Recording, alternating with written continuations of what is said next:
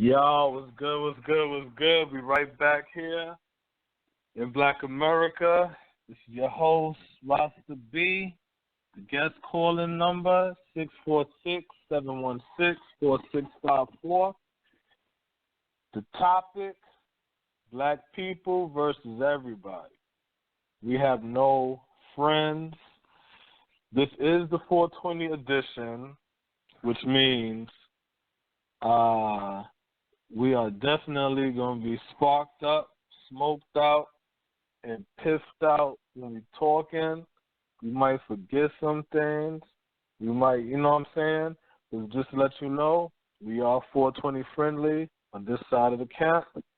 And to prove that we are 420, I will bring in my co-host who goes by Smoke. What up?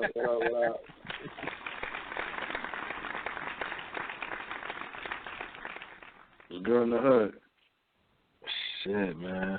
In the hood, it's all good, man. That's when you get out. Well, nah, the hood is fucked up, too. Yeah, it was not good. It was not good.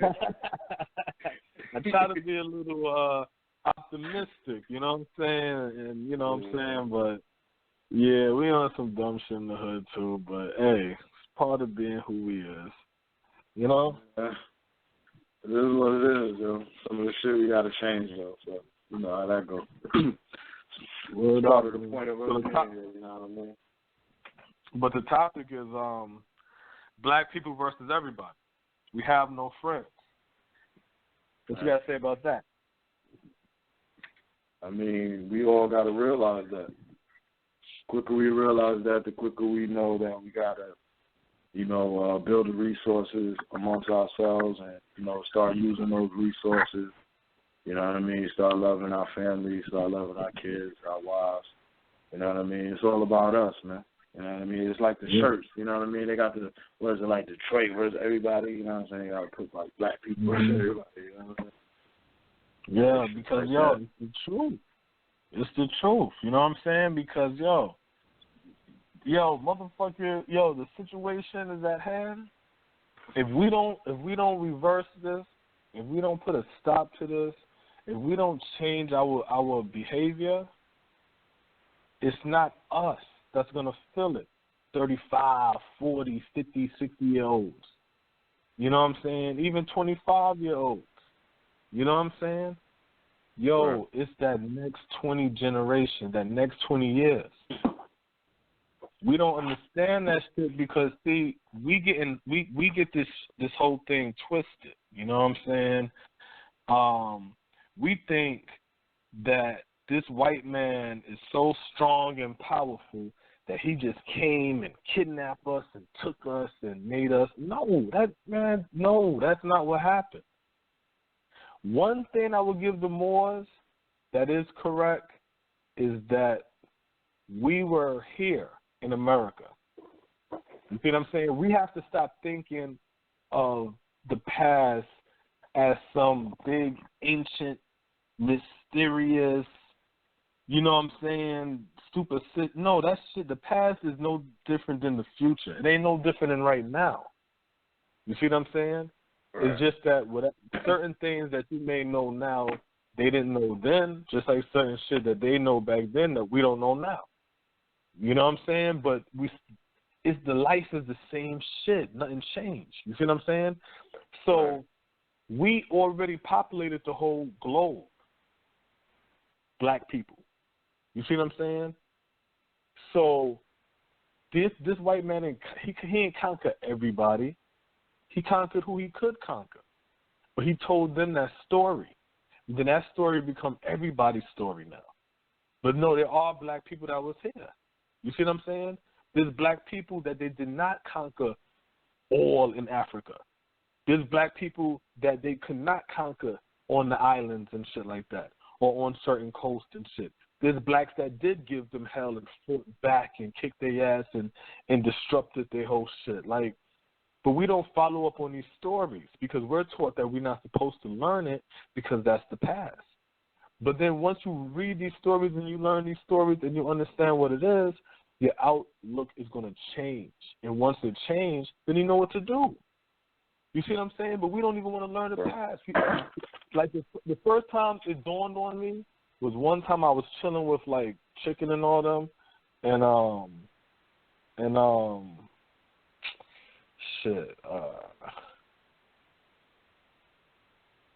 what I was talking about the past, right? You're chilling with Chicken and yeah. No. I was chilling with on Pennybrook, with Chicken and like all the old heads, Unc and Clyde and all them dudes, Alabama and shit, brother. And I'm like, yo, and these is the old heads. And I'm like, something just told me in my spirit. I was like in my late 20s, like 27 or some shit like that. And I'm like, yo, when y'all was teenagers, I said, y'all was teenagers. Like, what age was y'all when Martin Luther King was doing his thing? So it was like, yeah, well, I was like, I was young or whatever. Some of them was like, 11, 12 or some shit like that or whatever. So I'm like, all right. I said, what was the climate back then? So one dude from St. Louis, he said, shit, if we went to the white people neighborhood, they kicked our ass. And when they came into our neighborhood, we kicked their ass. That's how it was. You know what I'm saying? So I'm like, all right. I asked another dude who was like in a northern, midwestern area. Same shit. Yo, we went in a neighborhood. They chased us. You know what I'm saying? Shit. They came around. We chased their asses. All right. I asked Alabama, who's obviously from Alabama. I said, yo, how was it being Martin Luther King? That nigga, yo, a tear rolled down his eye. It was like, that shit was hell. I was like, God damn. So I said, wait a minute. So that whole oppression, Jim Crowism, and things like that shit was a Southern situation. You see what I'm saying? That was not all of America that black people had to deal with. Not saying that black people didn't have anything to deal with, but black people was not dealing with that, what they were dealing with down south. You see what I'm saying? So they had to fight to change that, which was going on down south for those black people there, so all the black people could be free now. You see what I'm saying? They wasn't going to say we're free and that little portion can still be oppressed, right? Once you realize that, then you say to yourself now, well, that's how black unity and collectiveness work. But when you just say, oh, black people during that time, we was dealing with Jim Crow and segregation and all kinds of, it's like now you make it seem like I don't want to think about that time. Nigga, you from New York. Your people have businesses. What's about? Right. So we got to change these narratives, man. We got to tell the truth. Yeah, that's real tough. It gets old, man, you know what I'm saying? And plus it's like, it starts to do the reverse, you know what I mean? Start getting beat down by it, start thinking you can't win. You know what I mean? Yeah. Thinking that, you know what I'm saying, it's impossible and shit, so. Yeah, We got to change, we got to change that shit. Because you got people Right. You don't lie about that, man. Yeah, you got people that believe that shit. But you know what? I want to say some good news, though. I seen that the DA and everybody were trying to push to get the New York cop Peter Lane. They wanted to get him off, you know what I'm saying, from the charges. Right. Yeah. We spoke about that. Yeah. But the manslaughter conviction stand against ex-NYPD cop Peter Lane after challenge. It stands. So they said the judge ruled Thursday that a manslaughter conviction will stand against a former New York police officer who shot and killed the unknown black man. That's right. It will stand to kill the unknown black man in the public housing stairwell. Judge Danny Chun reached the ruling after lawyers for Peter Lane, who was convicted in February in the death of Akir Gurley, argued that a jury during the trial failed to reveal his bias against police. Because there was a juror named Michael Vargas who they asked, was anybody in your family ever arrested? So he like, nah, I don't think so. You know what I'm saying? He said, my father once, but his father wasn't even in his life, and they trying to say, oh, he lied because his father was dead. That's why he wanted to give his revenge. Of course, they find anything, they're gonna fucking jump on that shit.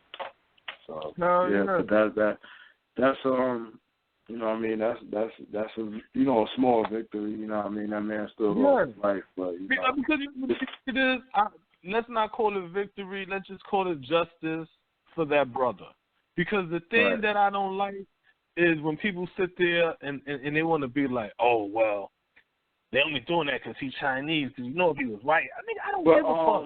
That's a black man. What was the judge's name? You said his name was Danny Chun. Yeah, Danny Chun, CHUN. So he was Chinese too.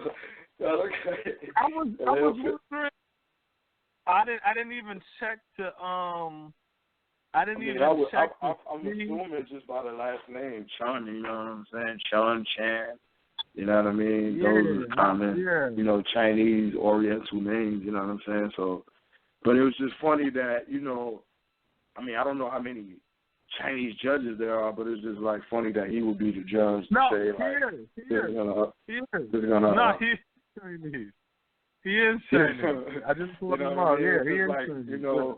It's just like when they, you watch Fox News or something, and they have the what's the police officer name, the black guy who goes on there talking shit. You know what I'm saying about black. So it's just funny, like they'll use their own kind of, the weapon against you. Like, all right, this is what I'm saying, the Chinese. China, man. That's right. That way they don't look like same thing that happened with folks. Good. Now I see them Chinese is tight. Tight. Yeah. And you know what? And I want them to get tight. You know why? Because I want them to show their true face towards blacks, so we stop fucking with them. We don't need to be dealing with them Chinese no more, yo. Straight up. Yeah, I've been on a Chinaman strike, you know what I'm saying?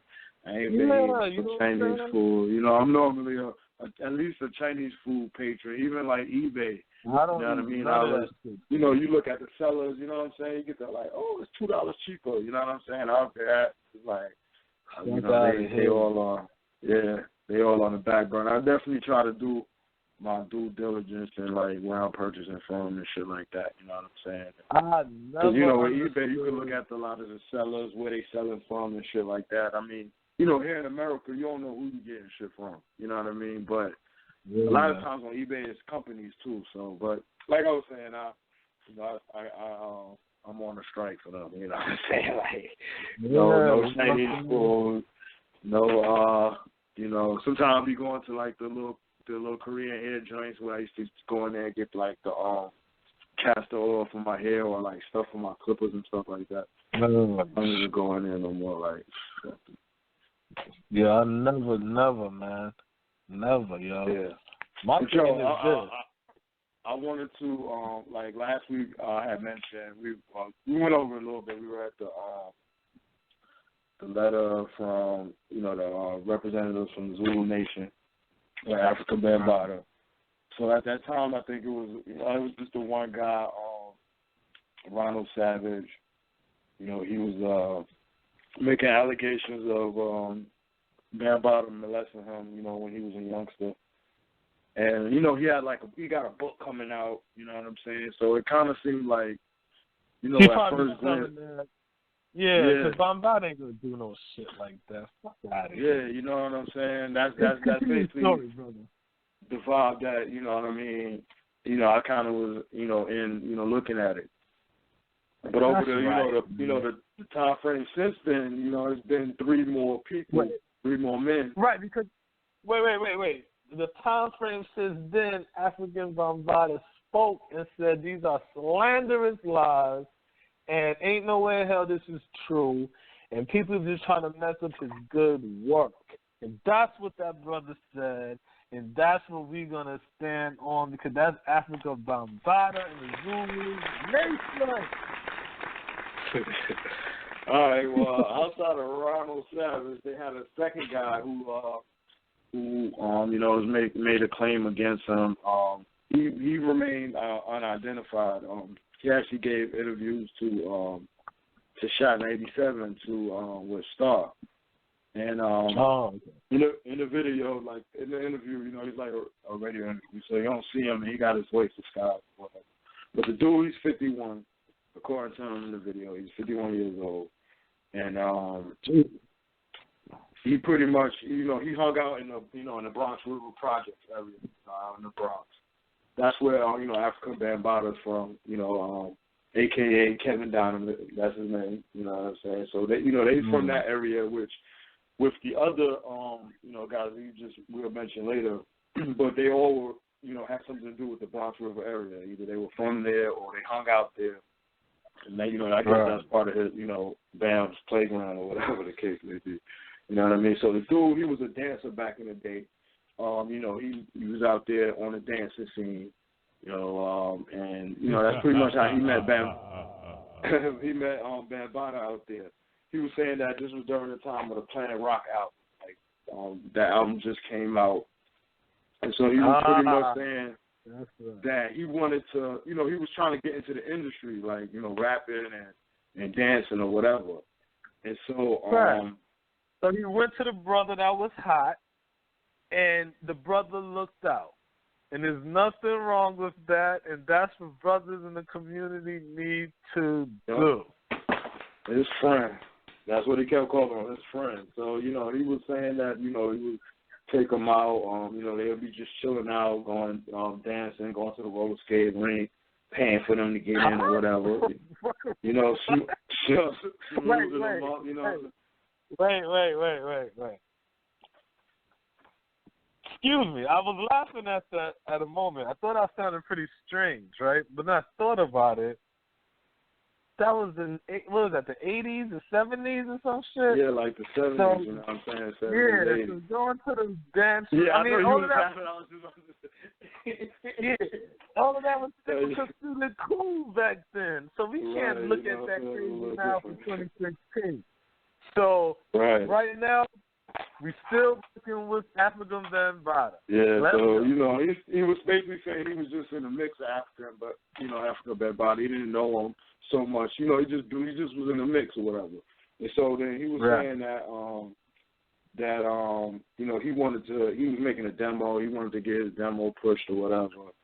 And so he was saying he ended up getting up with him where he got, you know, someone else he knew sent him up there or whatever, and he ended up getting up with Bambaata, and Bambaata, you know, he made him give him head. You know, he was saying that, you know, it was just more like that. Yeah. Somebody gave somebody head. Yeah.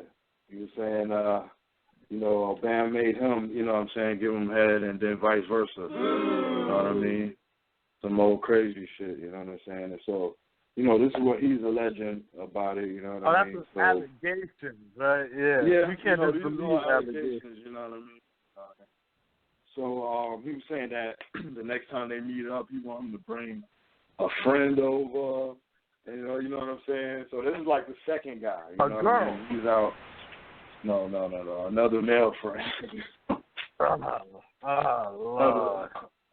Another male friend. So, you know, he was sort of, you know, another allegation against him or whatever. And so, you know, that was the second guy. And so, you know, there's a third guy, you know, he was also on, you know, the same radio show, you know, at another time or whatever. And his name is Pappy, according to the you know what he was saying on the interview. He's 39 years old.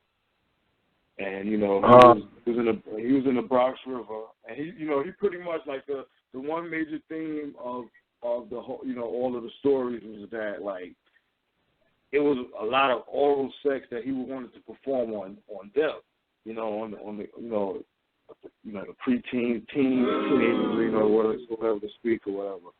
And he was meeting them at, like, young ages.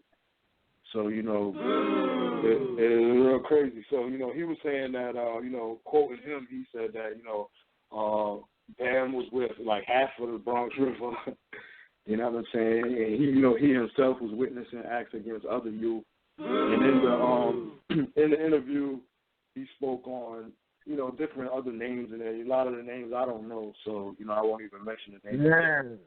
That nigga. You could go and, you know, you know, listen to that interview on Shot 87, and, you know, it gives a more in-depth interview. But, you know, he pretty much was saying that, and the one thing about what stood out for what he was saying was that Bam didn't do any alcohol or drugs. So he was kind of like a stand-up guy. Right. So it was like a, you know, the image. So it would be like somebody your mother would want you to be around. Like, hey, go, you know, hang out. We don't do drugs. We don't drink. You don't do it. You know what I mean? You don't smoke weed. You don't do things like that. So it's right. like, you know, that was the one of the things. So he had like a polished image. So you could easily see where, you know, it would be easy to have that access to kids. You know what I'm saying? You know, being like a so-called mentor. You know what I mean? And so, you know, he was mentioning that in there.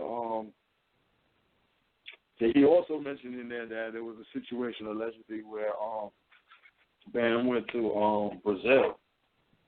He was touching, you know, he had a situation out there touching boys, you know, and he got kicked out of the country.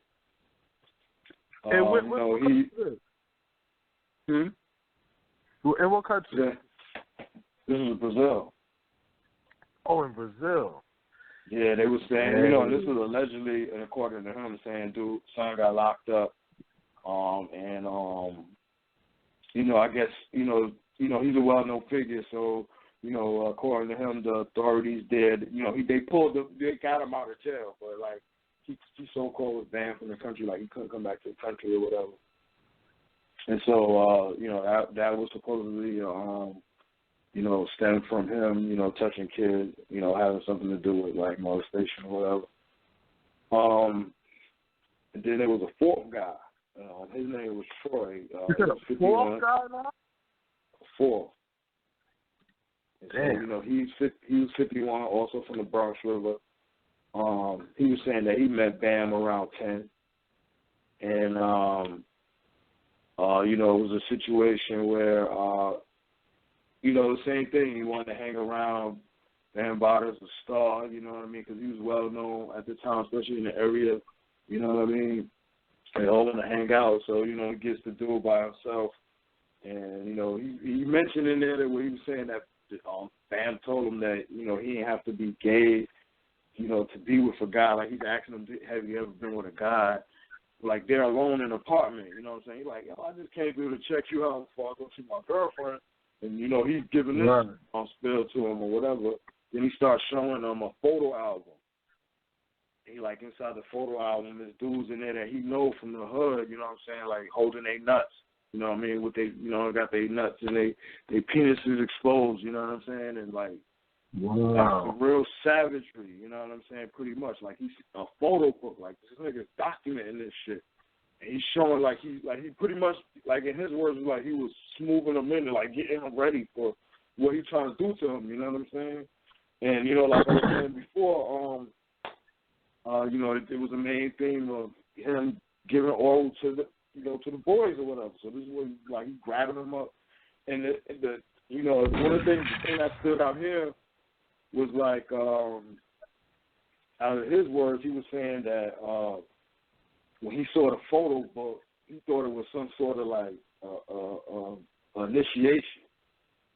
And, you know what I mean? Like, wow. And then the major thing was that he said he still joined the Zulu Nation. The Zulu Nation. So, you know, after that happened, he still joined. Right, he still did it, you know what I'm saying? So it was like, it was crazy, you know what I'm saying? And, you know, I get it. Yo, look at these, your homies right here. They did it. You think they gay, nigga? Right. You see what I'm saying? Yo, I advise everybody to check out 80 Blocks from Tiffany's, where they talk about the Bronx back in the 70s when it was Savage Land, when it literally was Savage Land. They was left to their own device out there. It was savagery in the Bronx.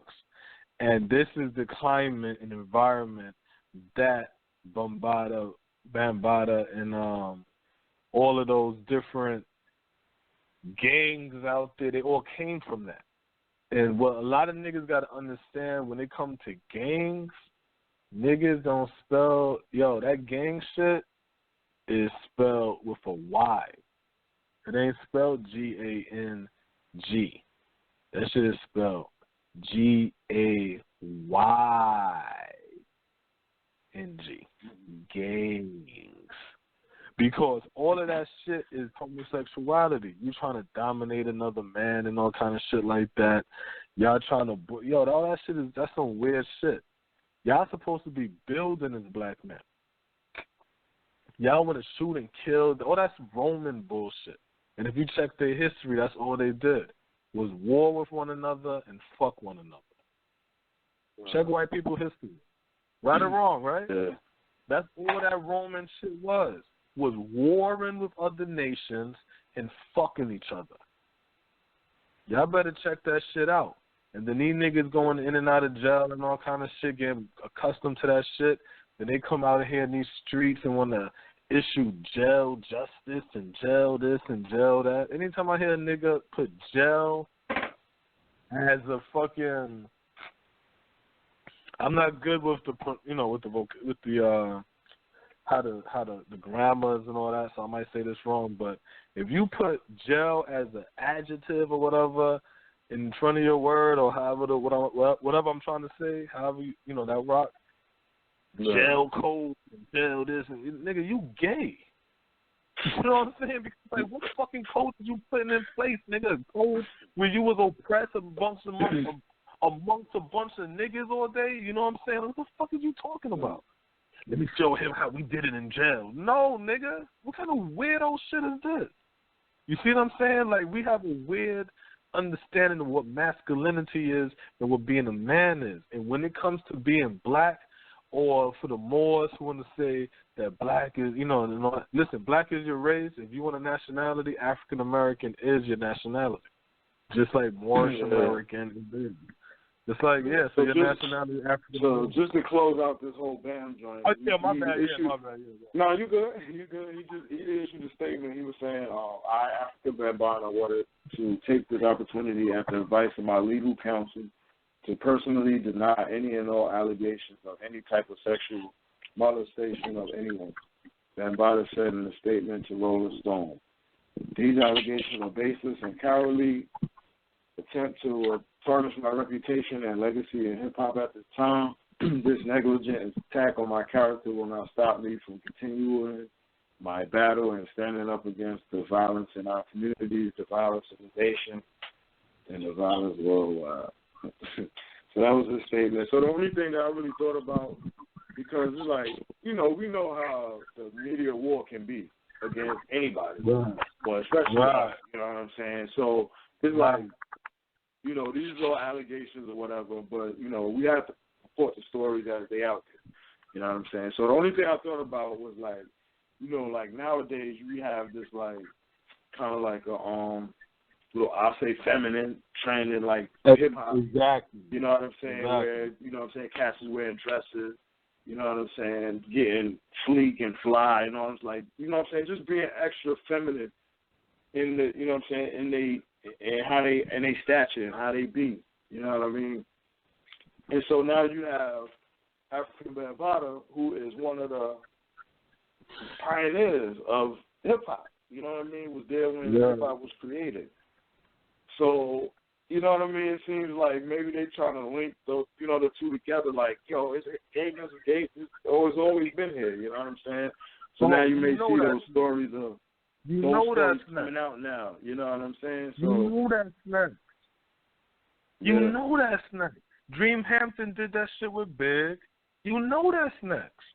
When she was like, but you, Big best friend was a gay nigga. God damn, what? Right. Nobody cared about all of that. Why does everybody want to be homophobic in hip hop? What? Yeah.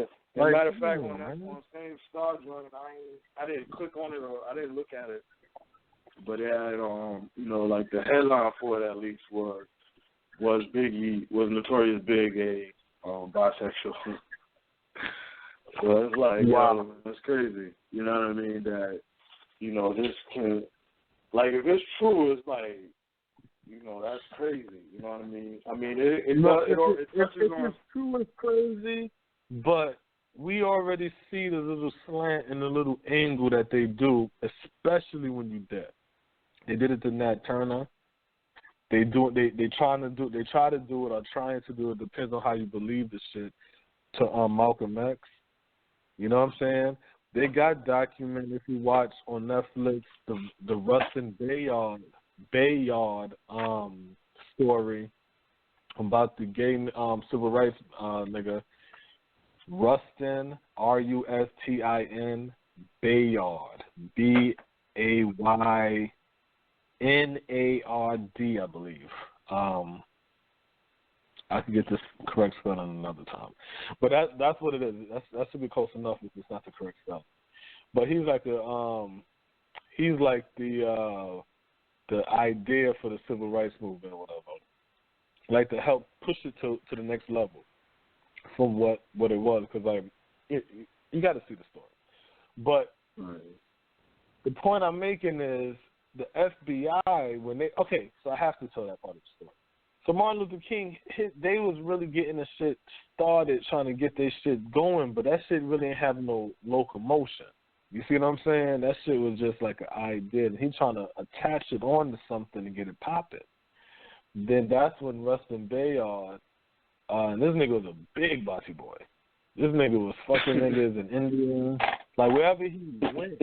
Yo, like I'm watching this shit, yo, and it's like, all right, so you realize that this nigga's gay. All right, cool, whatever.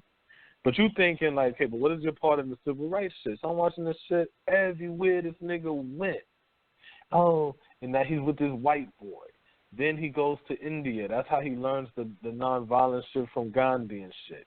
And his love affair with the Indian boy. I'm like, God damn, nigga, why you can't just fucking learn some shit and go somewhere? Why you gotta fuck everywhere you goddamn go? That's like throughout the whole documentary. You know what I'm saying? This dude, that dude, this dude. So then he ended up getting busted screwing a dude in a California park. And that's when the first time he ever got a record. And I think it had something to do, maybe that's when they found out he was gay. I can't remember, but I know that's the first time he ever had a record about the lewd act in the park. So that's how the police was able to really track him. So, I mean, not the police, but the FBI. So once the FBI seen that he was lined up with Martin Luther King, and that's when Martin Luther King started to get the momentum, that's when the FBI sent a letter to King saying, if you don't take him, get him out, you know, like stop fucking with him off the civil rights shit, then we're gonna spread a rumor that you and him is fucking each other.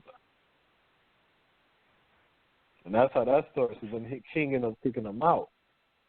But then later on, they needed him again. You see what I'm saying? Then they ended up having him on again. And you see him when King is talking on the Washington Monument or whatever, he's on there and all that shit. You know what I'm saying? So, they always going to try to plug that gay shit and be like, because they do the same shit with the white shit. You know what I'm saying? Well, every organization we had help with the white people, so we can't take all white people bad. And look at the gay people and how they advanced our help. We can't turn our backs on the gays. And look how the Jews always. And it's like so check this out. So I just want to spit this quick story, and then you could take it from there. So we were talking about the African Bambaataa, molestation, gay acts, pretty much. One thing I want to say, since this is the 420 edition, and I am puffing, I'm gonna be ranting all day. Okay, I'm gonna have little rants. Okay, so you gotta bear with me. All right, go ahead. Hey. But pretty much it was like, could there be the link between the founder of hip hop and now the current state of hip hop? You know what I mean? But then I was looking at CNN, trying to find the stories on Bambaataa, and I ran across this story, the article saying there's no differences between children of same sex and opposite sex parents. And so, they just promote this shit all the time. You know what I'm saying? 24/7. 24/7. So, it's like it says a new study in the journal of this is from CNN. A new study in the Journal of Developmental and Behavioral Pediatrics finds that kids really are right. Despite the ongoing cultural debate around same-sex parenting, the new study finds the children of same-sex parents are just as healthy emotionally and physically as children of different-sex parents. And so, it goes into a whole, comparison or whatever. But that's pretty much the basis of the article. It says the study found that there were no differences in the children when it came to their general health, their emotional difficulties, their coping behaviors, and their learning behaviors. What the study found to be more predictors of these behaviors were the relationships between the parent, and child, and parenting stress. So they're pretty much saying that, the fact that, the kid might be interacting with two moms or two dads or seeing that, sexual behavior or, interaction between the two, that's not going to affect the kid. What affects them is like, how well you treat them, pretty much. And that shit is so bullshit. That shit is so fucking bullshit because at the end of the day, take the gay aspect out and put a fucking polygamy, right? Like one of them Utah joints, right? Now the FBI, they investigated that shit. They're not saying, oh, the kids is growing up with the same. No, they're not doing that. They shutting shit like that down. You see what I'm saying? Let's say you say, okay, I'm growing up with my children not going to be vaccinated. Nah, they shutting that shit down. You see what I'm saying? Yeah. What if my kids is in an environment where they're in a nudist environment where everybody naked?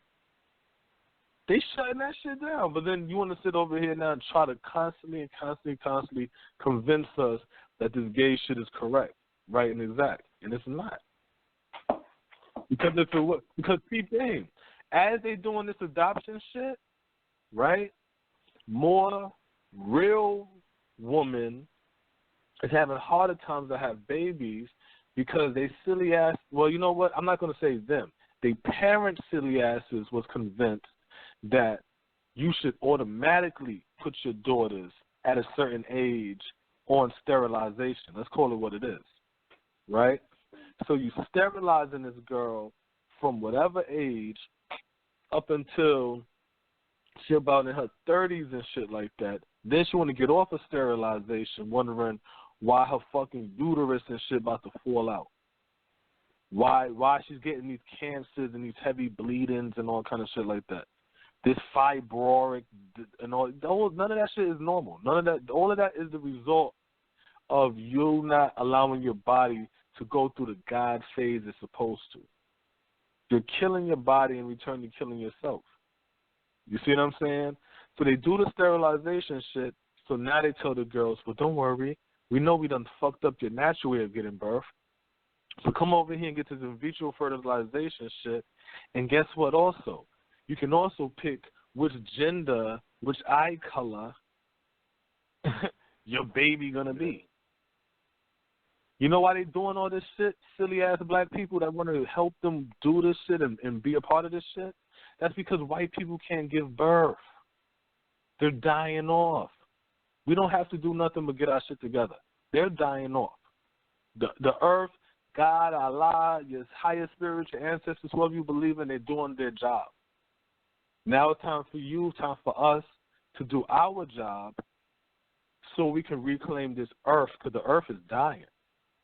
That's why we don't see that many birds in the sky no more like we used to see when we was kids. We don't, you know what I'm saying? Like, we don't even see that much birds. Like, where the fuck is the birds at? We don't see shit no more. Where's the animals? The lion's about to go extinct. By the time my son get older, he ain't gonna see a lion. The koala bears is extinct. They got them in China inside of fucking glass cubes. There's no place for koalas to live. Panda bears, I mean, not koalas, excuse me. Panda bears. There's no place for panda bears to live. They got them in square box, like 100 of them.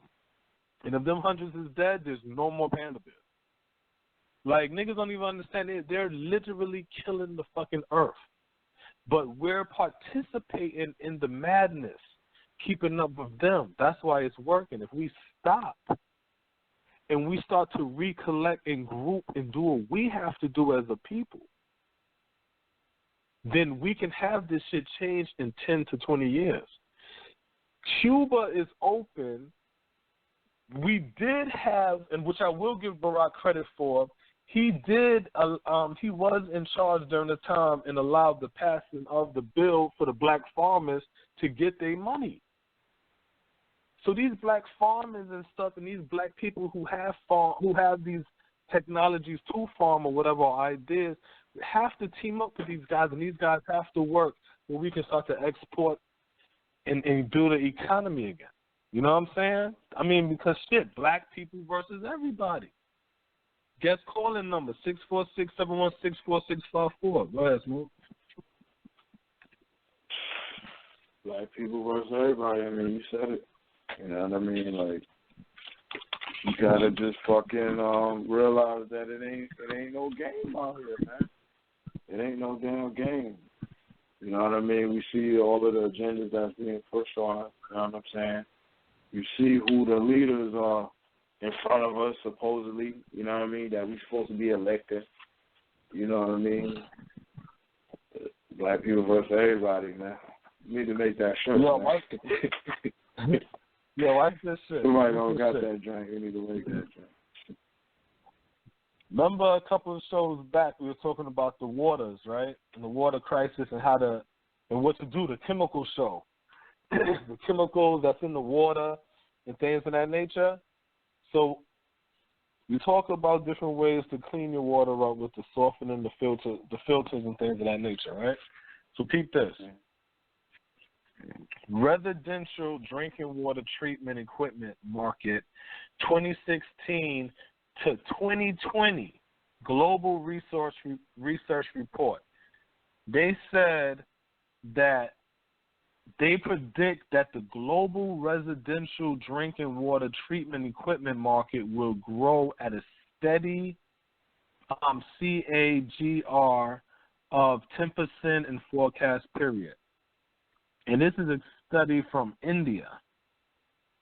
And they're talking about how it's a rapid industrial rise around the world has led to the contamination of water sources and even depletion. They said the market research analysis predict that the global residential drinking treatment equipment market will grow at a steady CAGR of close to 10% during the forecast period. You said rapid market for creating, what did you say? Yeah, they basically is polluting the water so they can sell you water treatment. That's crazy because I feel like, not to, just to cut you for a quick second, I always look on Groupon, and like I say maybe last year or something like that, they were selling like this water filtration joint, like, you know what I mean, like you sticking in like some water. It's really for like when you're in survival or whatever, but it's really to filter the water. I just saw that shit the first time. I'm like, I ain't never seen nobody selling that, you know what I'm saying? And then I just started seeing other ones, you know what I mean, and shit like that popping up. You know what I mean? It might not be relative to that so much, but, like, yeah, that's crazy. I told y'all. I grabbed me one. I housed them on it. I housed them Brooklyn style, boy, but I got me my filtration system. My whole house is running off of fucking spring water. You know what I'm saying? Straight up. But, but this shit is real shit though. You know what I'm saying? Because and you know me, I got my little 2020 skill. You know what I'm saying? Now, 2020, every 20 years is a generation, and the whole 2020 spill is. All right, I'm gonna break down the 20. I'm gonna say kind of do it real quick. The 2020 spill. The 2020 spill go like this. Every 20 years is a generation. Every 20 years they play a game on us. So, from 1901 to 1921, that was Black Wall Street, the beginning of Black Wall Street to the end of Black Wall Street. That's during that time they were burning down black towns, right? 20 years from there, that's 41. 1941 is World War II. And black people made a lot of gains during World War II. 20 years later is 1961. So this is 60s now, and this is during the civil rights. The reason for the civil rights movement that a lot of people don't speak on is because all the gains that black people made in 41, they lost it by the time they got to the 60s, 20 years later, because every 20 years is a generation. So after the 60s, they fought.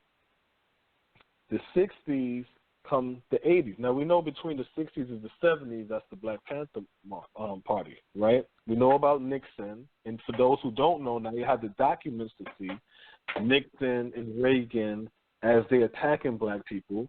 So we got the 60s is the civil rights movement. The 60s is also the beginning of the militarization of the police, is the 60s.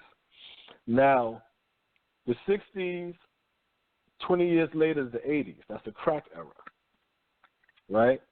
A lot of the babies of the civil rights parents, that's how the crack era shit is. A lot of people don't break it down like that either. The civil rights parents, their children got caught up in the drugs of the 80s. That's how they was able to defeat the civil rights people. Y'all got y'all rights. John Lewis and Ralph David Abernathy and everybody else. But guess what? Hosea Williams, y'all got it. Y'all won. But your babies, Portia Stewart, Portia Williams, she going to be fighting on reality shows. She going to be fighting on reality shows and shit. Shaking her asses. Look, shaking her ass in Trillville videos. You know what I'm saying? But yeah, Hosea Williams, you can march and you can fight. We scared of y'all. We can't do nothing against y'all black people because y'all fighting. But you know, we're going to get y'all babies. And that's where we keep failing at. Because we keep thinking the fight is us. And the fight is never us. The fight is always the next generation. You see what I'm saying? So the 80s now come. That's the crack. The 80s, you got the 90s, you got the 2000s, right? The 2000s, that's the time when a lot of this homosexuality hit the black people. If you remember the 2000s. The 2000s was the introduction of metrosexual, and in that late 90s was that introduction of the down low man. When you start to hear all of that. Down low man and metrosexual was definitely 2000s. And then everybody wanted to wear pink and arch their eyebrows. And you're like, am I tripping? What the fuck is going on? And you looking at chicks like, shorty, how you dealing with this man? And he got a, I'm talking about chicks will look at you with your Timbs and your baggy pants and shit. And they like, oh, why would I want to date somebody looking like you? I'd rather deal with him. And I'm like, shorty, this nigga is obviously gay, yo. Like, this nigga, his lips is pooched out, his eyebrows arched, he's wearing a fucking pink halter top and wearing a purse. No, that's the European style. You need to you stuck in the 90s. You were stuck in the 90s, ass nigga. What? You dated a she-male. What the fuck is he talking about? So that's what happened. It was that fight in the 2000s where you'll see girls will be like, oh, there's nothing wrong if a man want to do a manicure, mani and a pedi. And I'm like, Manny and the Petty. I didn't even know what the fuck that was. I'm like, what the hell is a Manny and the Petty? And then I would hear Doom start to say that. Yo, I mean, ain't nothing wrong with going out there with your lady and getting a Manny and Petty. I said, yo, that don't even sound right for a man to talk like that. What the hell is going on? You know what I'm saying? But that was that whole 2000. And then now, from 2000, the next 20 years is what? 2020. Now, 2020, they're already telling you that they're gonna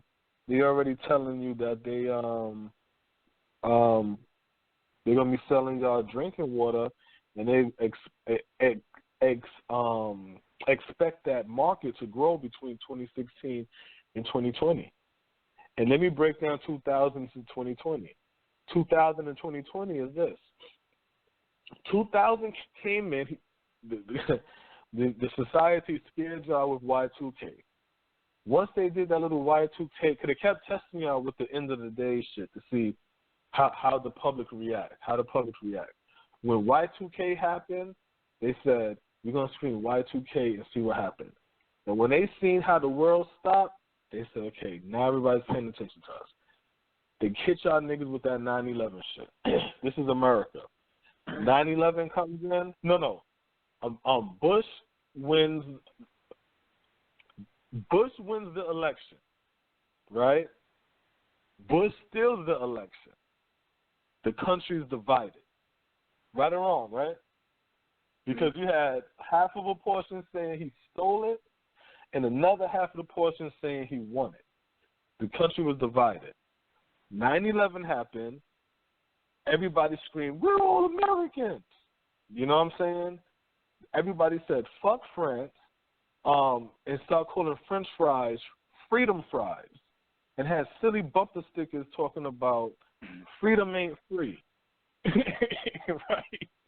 So that's what happened. Then it was the color code where he had everybody scared to leave the house because they want to know what color it was before they left the house, because everybody thought terrorists were going to be coming out the sky and shit.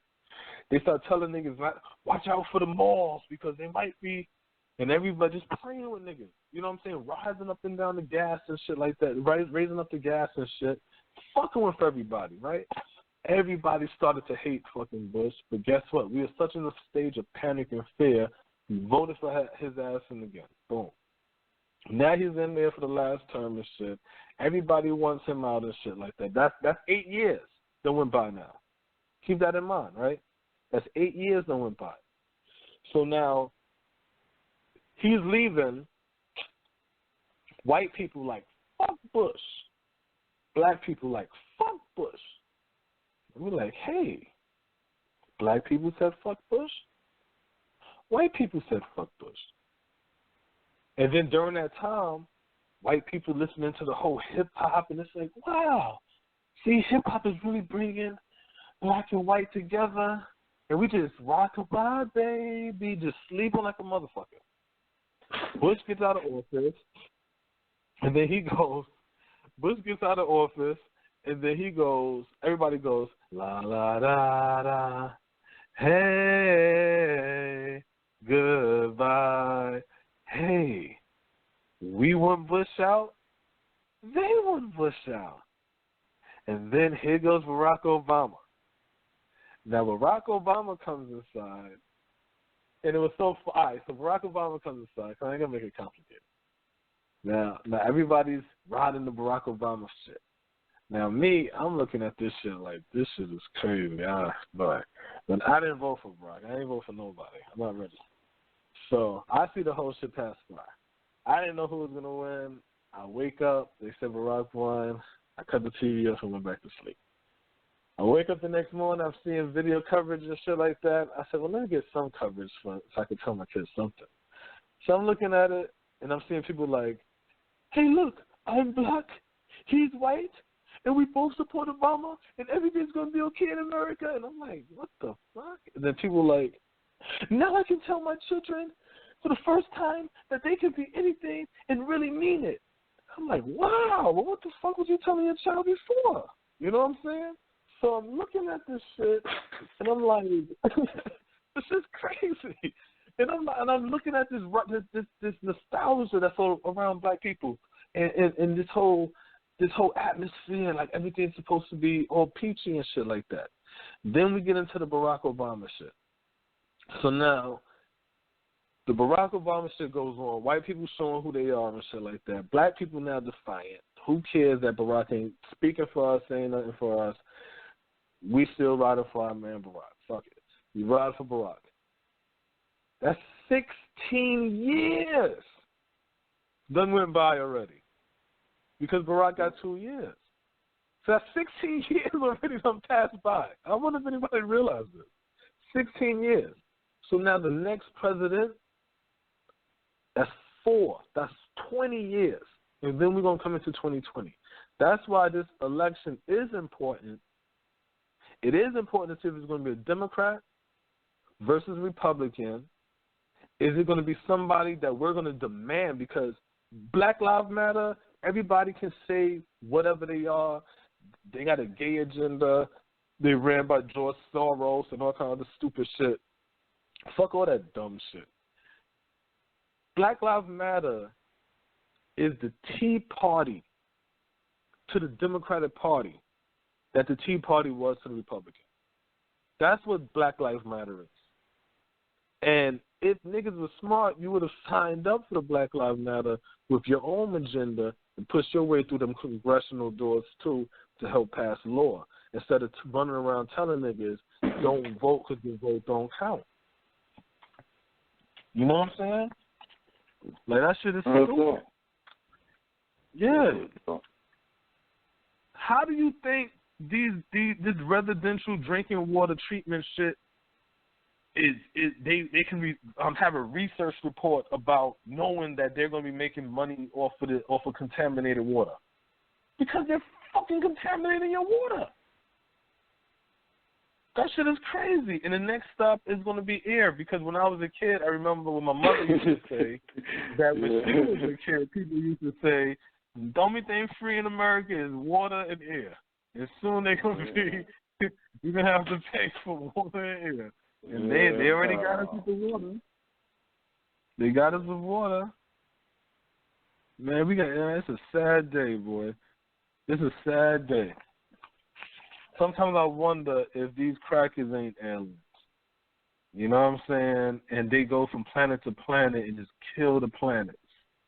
And Mars and Jupiter and all that shit had people on it, and them niggas flew their asses over there and populated and infected everybody and sucked up the resources and killed everybody with capitalism and poverty, and then they flew off to another goddamn planet. And that's it, like, and do the same shit and just suck everybody's resources. Now they're looking for more planets after killing off this fucking crap. Sounds accurate. You know what I'm saying? Like, yo, these guys, man. But see, the only way for us to defeat that shit is to say, yo, we got to do what we got to do. We have to do this shit. No, we want to sit around over here with the bullshit thinking, well, if I do this, then you know that white man, all he going to do is take it from me. So I never seen niggas think like that for their brother. You see what I'm saying? Or for their sister. I never seen a nigga say, you know what? If I don't pay my child support, then I know they're going to take my car and they're going to fuck around. I'm going to ruin my life, so I'm going to go ahead. I'm going to pay it because I don't want that trouble. No, niggas like, fuck her and that baby. Fuck child support, nigga. I'll be out here in these streets, nigga. They don't have to get me. But, yo, let's get a business, and so we can build an economy within our neighborhood and hire our own people so we don't got to depend. Man, that white man going to come and knock it down. So it don't make no sense to do it. Because the white man, we ain't got no army. All the white man going to do is take it from us. Oh, okay. Okay. But if you say, yo, them niggas shooting outside. Yo, nigga, I got my burner. I got my burner, nigga. Ain't nobody gonna keep me. We're gonna go hard when it's concerning us. You know what I mean? Concerning our people, we'll destroy our own people. You know what I mean? But anything outside of that is like, you know, we cowards when it comes to shit. Yeah, that shit is annoying. That shit is annoying. Like I said, these niggas got, and then you got the fucking Hillary Clinton and her whole fucking CP shit, and like yo, how you sit here and you make, now Hillary Clinton is a Jew, right? So you telling me she's gonna sit over here now and make an anti-Semitic joke? Will she make an anti-Asian? Will she walk up there and slant her eyes or some shit like that? You know what I'm saying? Like, she's not gonna do no shit like that. You know what I'm saying? She's not gonna go to no Puerto Rican commissioner and say to him, "Well, let me pat you down. I don't want to see if you got a razor on you." You know what I'm saying? She's not gonna do that. But black people, fucking, you know what I'm saying? Like, but nah, you supposed to light fire to them. And you're supposed to make them do, but our problem is we don't want to be black. The shit that irked the fuck out of me is when I hear black people say, and minorities and people of color, we need to help minorities and people of color, my Latino brothers, and minorities and Latinos and my Asians and my people of colors and the minorities. What the fuck are you talking about? I've never heard Chinese people talk about black people. I've never heard Latinos talk about black people. I never heard no goddamn group. Yeah, nobody talks about us. We talk about everybody else instead of worrying about us. Say black. I want for black people to do better. Guess what? Maybe you'll get support. But I don't know who the fuck minorities are. When I'm living in a fucking city where I'm the majority, I don't know what minority is. People of color. What the fuck is that? Black people? No, brother, you not black. You more brown, brother. What? I mean, when we started including them, or you know other races, just non-blacks, you know what I'm saying, and the shit that we need to do, we always end up not getting shit out of it. We don't get anything out of it. You know what I mean? It always ends up being the other minorities that benefit off of it. So we have to stop worrying about putting people, no matter how, emotionally attached you might be to, your Mexican homies or whatever. I don't know what the term, what the term to term it. But it's just like we got to get off of them. You know what I'm saying? It's like, better. You know what I'm saying? The Mexicans don't give a damn about us. They living their life, doing what they supposed to do. Worrying about their people, you know what I'm saying? The Chinese don't give a damn about us. You know what I'm saying? The East Indians, they getting rich. You know what I'm saying? Everybody is doing them. You know what I'm saying? Like, we got to stop being suckers. Let's call it what it is. We got to stop being suckers, because we tough Tonys to ourselves, and we straight suckers to everybody else. Like, we ready to bow down. Not me, nigga. I ain't like that, nigga. I ain't like that. Yeah, all right, nigga. All right. I know. Everybody tough. Everybody tough. But, damn, man, there was a joint I thought was up here that I wanted to hear, but, guess not. But, yeah, man, that shit, enough of that little tough Tony shit. But what we're going to do is this. Black people versus everybody, we have no friends. So, guest calling number is 646-716-4654. We are taking calls now. So call in, press 1. Let me see. If I could find this song, then maybe I'll take a break. If not, then I might go ahead and talk some more ish. Yeah, I'll take a break. We'll be back. Just to show you a nigga been nice.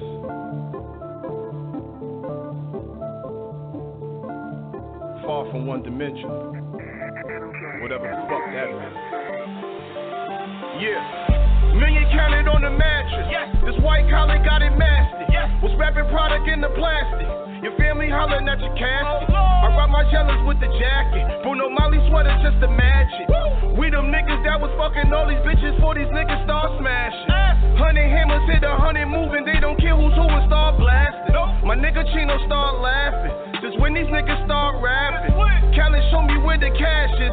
These punches throwing like I'm cashes. This green and power be this thing about us. Couple things about to start traffic. I have a joint in my Porsche. I put my points if you short. There is no point if you caught. These pigs gon' oink up in court. I'm up in Harlem on that May shit. Looking like a Martian in that spaceship. Was going hard at 88 shit. Had them selling hard about the basement. We hit the Carter when that bass hit. There's no tomorrow when them Jakes hit. We gotten smarter when that case hit. Told my lawyer bargain make it make sense. La Marina with the sand at. Then Papacitos, yeah, we ran that. Like Mamacita, where your man at? Sipping Molly water about a gram that. Million counted on the mattress. This white collar got it mastered. Was wrapping product in the plastic. Your family hollering at your casket. I rock my jealous with the jacket. Bruno Molly sweater just to match it. We them niggas that was fucking all these bitches before these niggas start smashing. Never worry what a nigga doing, who a nigga screwing while you asking. I hate these niggas with a passion. We fuck these bitches then we pass it. You niggas starving like you fasting. I'm making sure that this a classic. You see me coming, better get the running on my niggas dumping at you bad. Fuck all that talking shit. When I pull up, it's nothing to talk about. Motherfuckers, I swear they could talk to me. Like, yo, Slime, you my man, can we talk it out? Like you worse than the fan and you bugging out. Make you think you could do something to me, though. Bullets the same with you, don't be a hero. Ain't gotta come deep, it's just me and Chino. You ain't gotta come deep, it's just me and Chino. Know some niggas call them Gilbert Arenas, how they always ballin' out with zero. Hitting switches when the coupe is driven, yeah, these bitches sitting with the team, no. Taking pictures while we rollin' switches, they say you that nigga, me, no. You that nigga, me, no. Huh?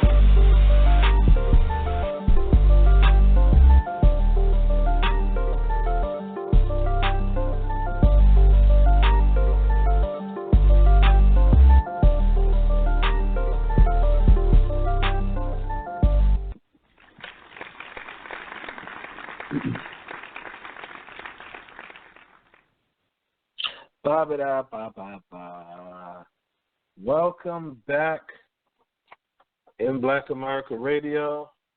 This is your host, Rasta B. The title is Black People versus Everybody. We have no friends. This is the 420 edition. This is a 420 friendly station where we will be on another level, another cloud in early celebrations of the day. So that's what's going on right now. So check it. The point of this show today is to really point out that we don't have friends. And what we need to be doing is working with each other, not against each other. Because as long as we work against each other, we're never going to rise above it. And we're going to constantly just keep pointing fingers and playing the blame game at one another. When we need to be trying to rise above any issues amongst us, but more importantly, we have to just,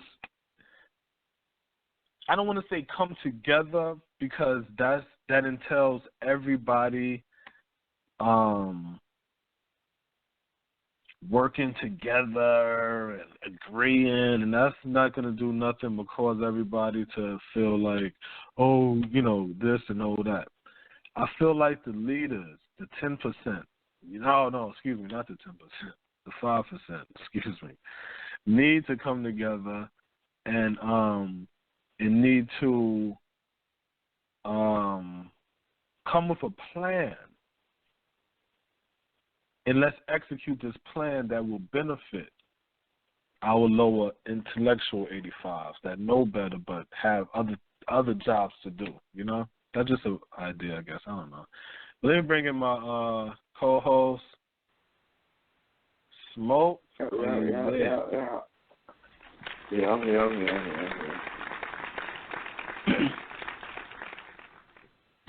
So, Smoke, did you hear about did you get to view the Reggie versus Sharif, the Moors? No, I didn't. I I saw a lot of just like I guess the after show, pretty much, so to speak, for lack of a better term. Just people talking about what they thought, like the pillars talking about their opinion of Reggie, his Sharif, what was going on. So I didn't actually see it. I just saw the opinions of people. You know what I mean? It seemed like a lot of people saying Reggie, kind of lost the debate, but I want to see it myself. You know what I mean? Yeah, I definitely want to see it also. I saw something, and but I definitely want that. That's something I want to buy. I definitely want to buy that. But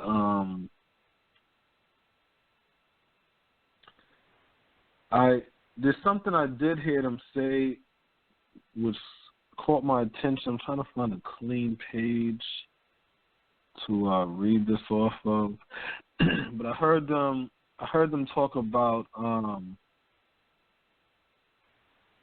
Utah shooter.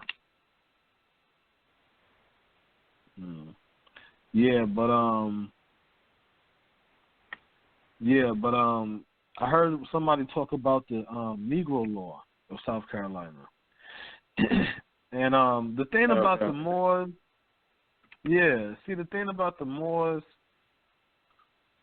the information they give, how I would say it is this: the information that they give is interesting, right? I'll say it like that. It's interesting. So you'll look it up, but I would advise everybody to read it for themselves. You know what I'm saying? Because when you read it for yourself, what you'll notice is they don't tell the whole truth. They like to sugarcoat shit and trim shit up to make it suit their whole logic. But when you read it, you'll be like, oh, wow, you missed the part. Hey, you decided not to say this thing here, But so I was reading it, and it said, it goes, the Negro laws of South Carolina. This also entails why when I hear black people say that you should not vote, right? You should question these black people. You dig what I'm saying? Because slavery happened in this country by law, not by brutal force. It was by law. It was gradual. And it happened just like I told you. Every generation, the laws got stricter and stricter and stricter and stricter to the point. So they say they have the law here, and it goes, Chapter 1, State of the Negro, His Rights and Disabilities.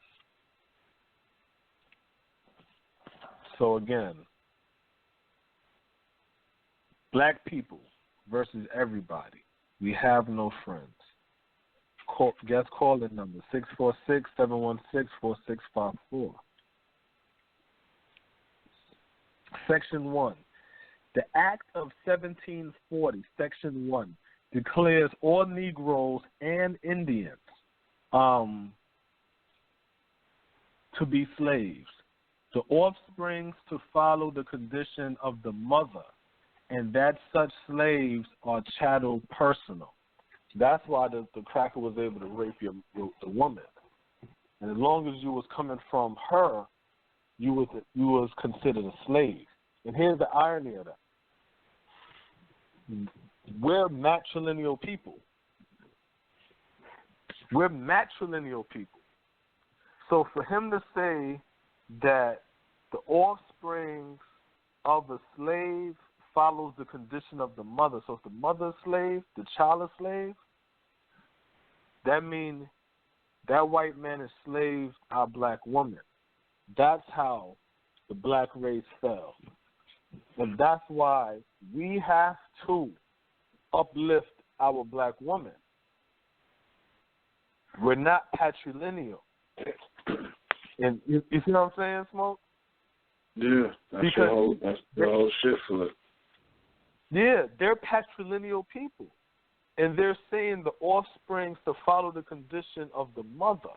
So now in parentheses, where it say Indians, it says, Section 1, the Act of the 1740, Section 1, declares all Negroes and Indians, in parentheses to say, free Indians in amity with this government, meaning the Indians who's down with the damn government, the civilized ones, Negroes, mulattoes, and mestizos, mestizos.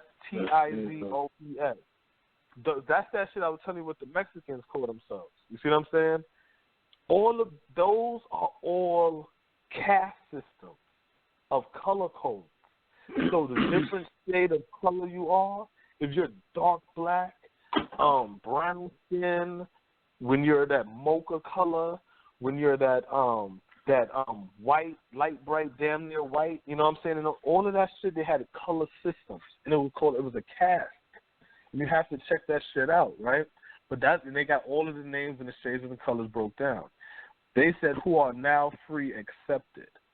So they said free Indians in amity with this government, who's down with the government, Negroes, mulattoes, and mestizos, who are now free accepted. And then it also said that this one declares all Negroes and Indians. You see what I'm saying? So that's the part I didn't like what the Moors did, because they only read the part in parentheses and tried to make it like the Indians was like free or some shit. But no, the Negroes and the Indians were considered to be slaves. You only had a certain group of Indians, Negroes, mulattoes, all these mixed different breeds of blacks that had exceptions, but the rest was slaves. Section 2. Under the provision, it has been uniformly held that color is prima facie evidence that the party bearing the color of the Negro, mulatto, or mestizo is a slave, but the same prima facie result does not follow from the Indian color. So that's Section 2 now. So now they're saying that the color of, they said the Negro, the mulatto, and the mestizo. So they're breaking down 3 different groups that we all would consider black, but they're breaking them down to 3 different groups, is a slave. But they said the same color does not follow for the Indians. So the Indians who have the same color, they're not considered slaves. Okay, that's Section 2 now. Even though Section 1 is said it declares all Negroes and Indians to be slaves. Section 3, Indians and the descendants of Indians are regarded as free Indians in amity with the government until the contrary be shown. Indians and the descendants of Indians are regarded as free Indians in amity with this government until the contrary be shown. So that's not no permanent. That's temporary shit. In the second provision of Section 1 of the Act of 1740, it is declared that every Negro, Indian, mulatto, and mestizo is a slave unless the contrary can be made to appear. Yet in the same, it is immediately thereafter provided. The DIANS, I don't know what that is, DIANS, in amity with the government, accepted, in which the burden of proof shall lie of the defendant, that is, of the person claiming the Indian plaintiff to be slave. This later clause of the provision is now regarded as furnishing the rule. The race of slave slave Indian or of Indian not in amity of this government, the state is extinct and hence the previous part of the provisional has no application. Basically what they said is, if an Indian, because just like I told you, the Negro and the Indian are slaves. But the Indians who is down for the government, the Negroes, the mulattoes, and the mestizos, they're free, accepted. So now, then in Section 2, they said that the Negro, mulattoes, and the mestizos are slaves, and said that the Indians who look like them, free. They're not slaves. But in Section 3, it said, if the Indians come from the descendant of another Indian, regardless, they're free Indians. Unless I can't tell. And if I can't tell that you're an Indian, and I'm looking at you and I'm saying, no, nigga, you like you a nigga, then it's up to you to be that's why I be like, don't play them games with the people. You know what I'm saying? Because we know there's no way in fucking hell you're walking around this country dark skinned and you're gonna play this game like, no, I'm a free man and the white man never enslaved because I'm black, but you call yourself I'm a Moor, you call yourself Negro, black, and niggas. Don't play with my mind and try to make it like this white man looked at you with your fez on and said, oh, my racial hatred no longer. They was killing black men with the United States Army uniform on when they came back from World War I. You understand what I'm saying? If they're going to kill a black U.S. Army vet, why wouldn't they kill a black man with fez on? Because of a contract? Half of them crackers couldn't even read. Get out of here, man. I mean, if you have all this information, I mean, if there's detail in that, and that's what they was talking about, then you know what I mean. They was being dishonest. You know what I'm saying? Like I mean, you obviously are. I'm about to say. Let me read this part. Let me read this part, and then let's talk about the dishonesty.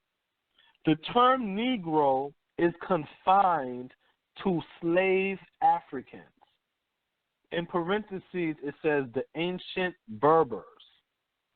Okay? So they know that the Berbers are black, but the Berbers are mixed people.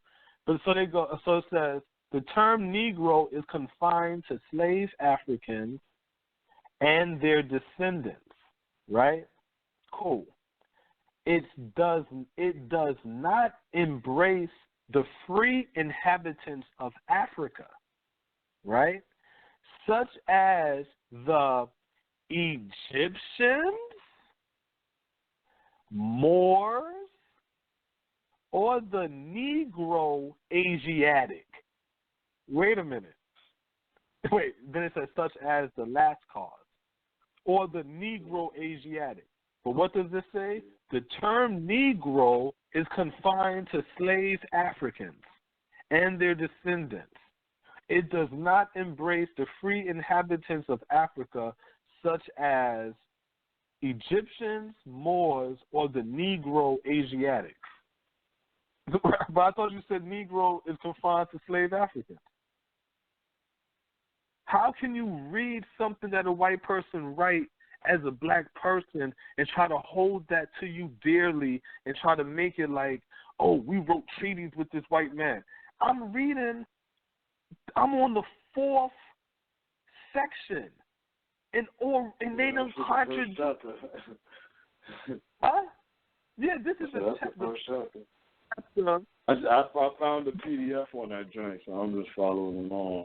Yeah.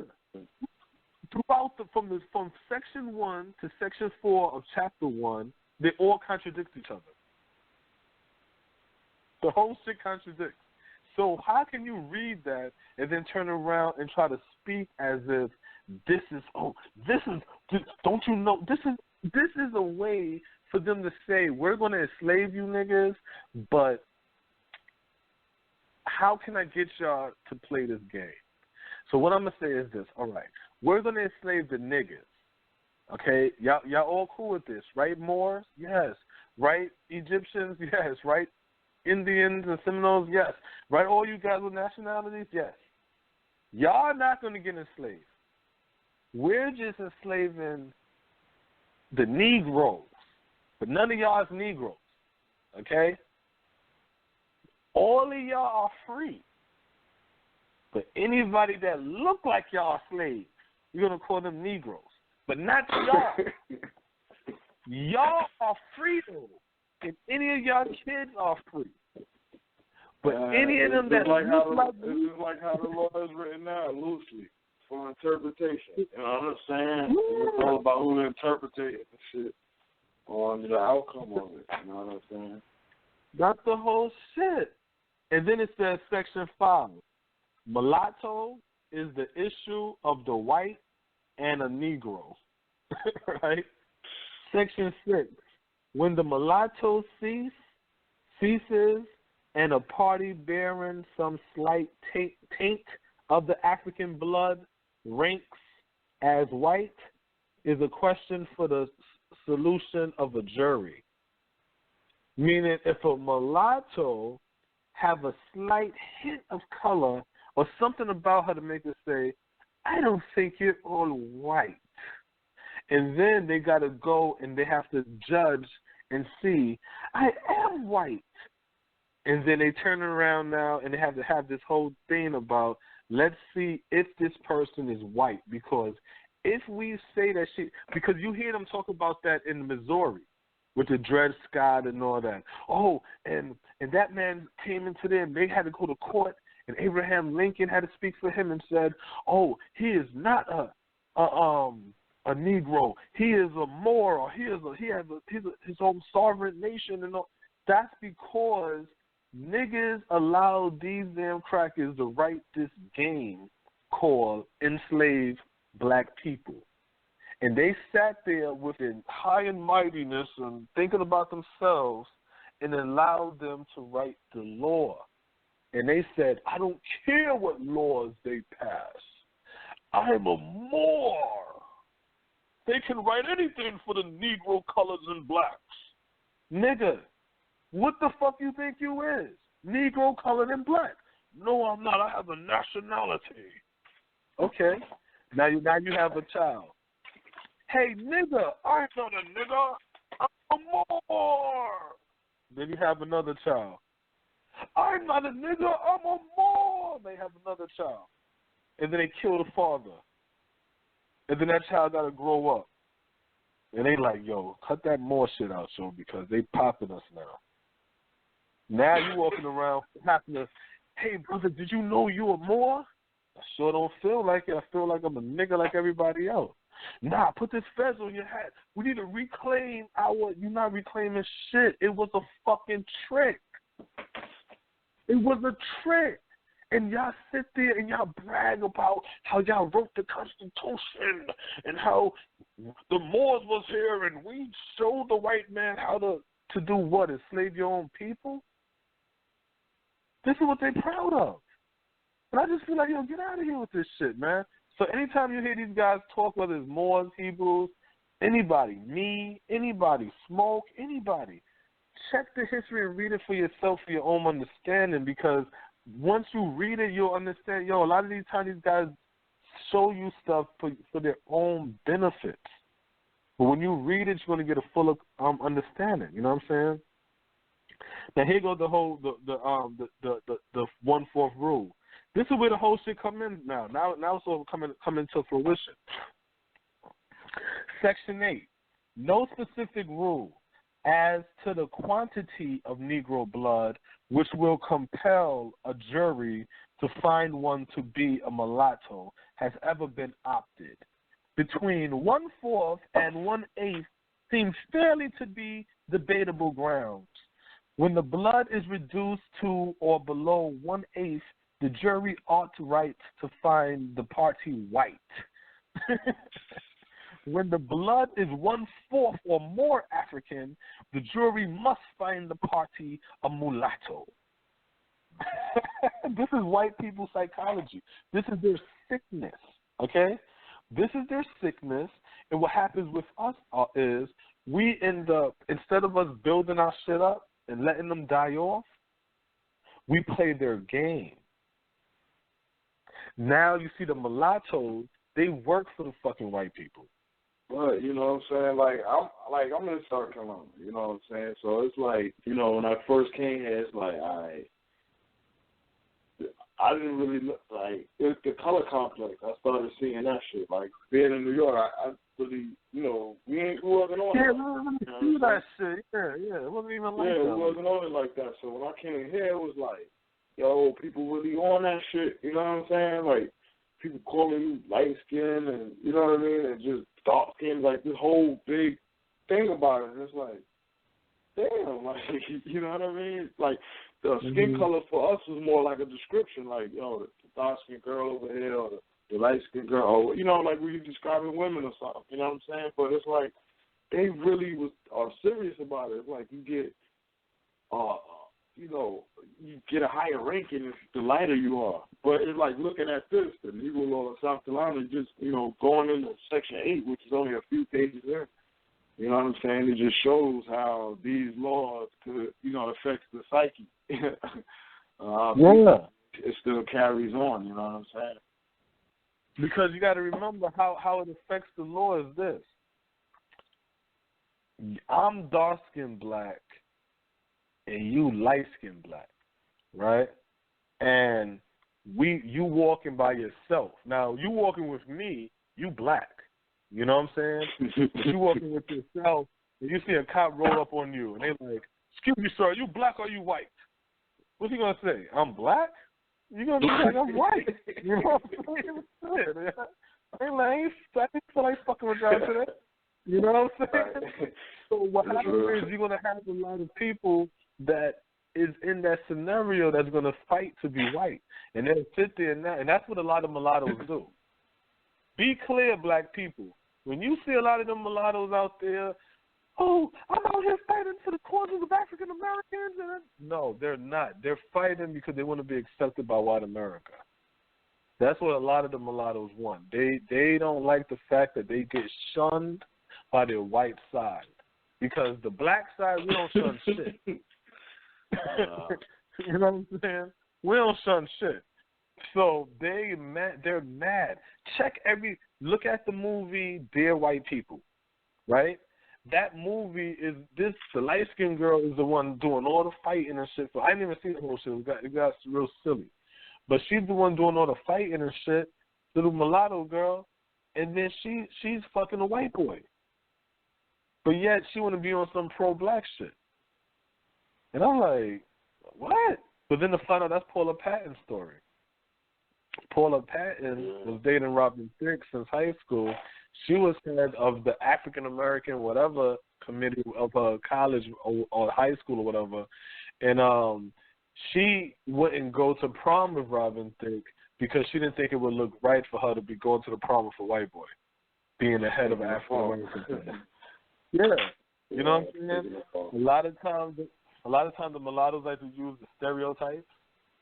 Like to use black people's stereotypes and shit like that. Like, that's the only thing they know about black people. It's like stereotypes. You know what I'm saying? Even Barack did that shit. Because he used the whole, color people time shit, too. They showed a video where he showed up somewhere late and then he said something like, well, for anybody that's questioning my blackness, you know what I'm saying? Like, because he showed up late and everybody started laughing, you know what I'm saying? But it's like, you know, you understand the joke, you know what I'm saying? Because it's amongst family and shit. But at the same time, it's like, if you think about it, a lot of time mixed people, a lot of these mulattoes, different, I'm Blackanese and all kind of shit. When they talk, you talk to them and really listen to them when they talk, you always hear them say, only when it comes to black people, racial stereotypes. You know what I'm saying? That's all you'll hear. It's just racial stereotypes. And it's crazy. So this whole shit is about breaking down how much of black blood will make you a mulatto. So basically they just said now, if you have below 1/8 of black blood in you, then you could be white. So these mulattoes and these so-called blacks and shit like that like to breed down like a T.I. and Tiny or some shit like that, because Tiny is a mulatto and T.I. is light-skinned. So a light-skinned black person, like, subconsciously we know that. Back in the day we used to say that. Two light-skinned people can't have a baby. We used to always say that, you know what I'm saying? So you will never see that shit. You will see a light-skinned person and a dark-skinned person. You know what I'm saying? We knew that subconsciously. T.I. and Tiny having a baby, that's lightening their child. You see what I'm saying? You're breeding down. That's the Yakub story. You know what I'm saying? So then after a while, guess what? Your child will be technically white. Now, the Moors might look at that as technically white as a legal status, but that's not what they're saying here.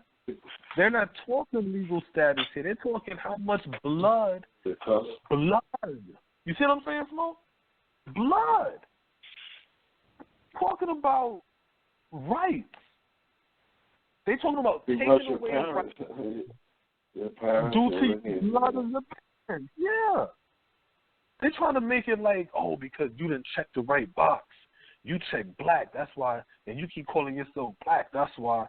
No, because guess what? So none of them ain't calling themselves black. They calling themselves Kemet. And according to this same doctrine, Egyptians are considered free. Yeah. So it's like, what are you talking about? And then Pete Gaines. Then that's Elijah Muhammad.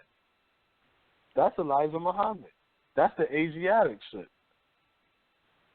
No doubt. Because they said that in the first shit. That's one of the section 4. It says the joints, the Negro Asiatic. It says the free inhabitants of Africa, such as Egyptians, which is the Kemites, the Moors, which is Sharif Bedum, or the Negro Asiatics, which is the Nation of Islam. You know what I'm saying?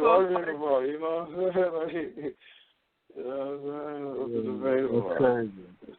That's crazy. I'm looking at it again, and it's like Negro Asiatics, yeah. And what do Elijah Muhammad always say? Asiatic black man for the lost tribes of Sudan.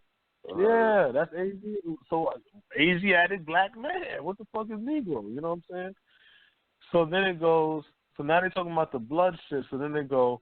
The question of the color and, of course, the caste arise in various ways and may, in some cases, be decided without the intervention of a jury. You see what I'm saying? This is a caste system based off of race and how much Negro blood you have inside you. They say Negro is supposed to be undeniably, that's linked up with damn slaves, but none of us calling ourselves Negro. Because even if you say black, well, black is Negro for, all right, well, niggas are saying Kemet now. Y'all still complaining. So what the fuck are you talking about? So they go, as when a party is convicted and brought up for sentence, or a witness on the stand objected to as a free Negro, mulatto, or mestizo, in these cases, if the color be so obvious that there can be no mistake about it, the judge may refuse to sentence or may exclude the witness. Still, if the party against whose color the decision may be made should claim to have the question tried by a jury, it must, I apprehend, be so tried. Section 10. There are these classes of cases which the question of color and, of course, of caste must commonly occur.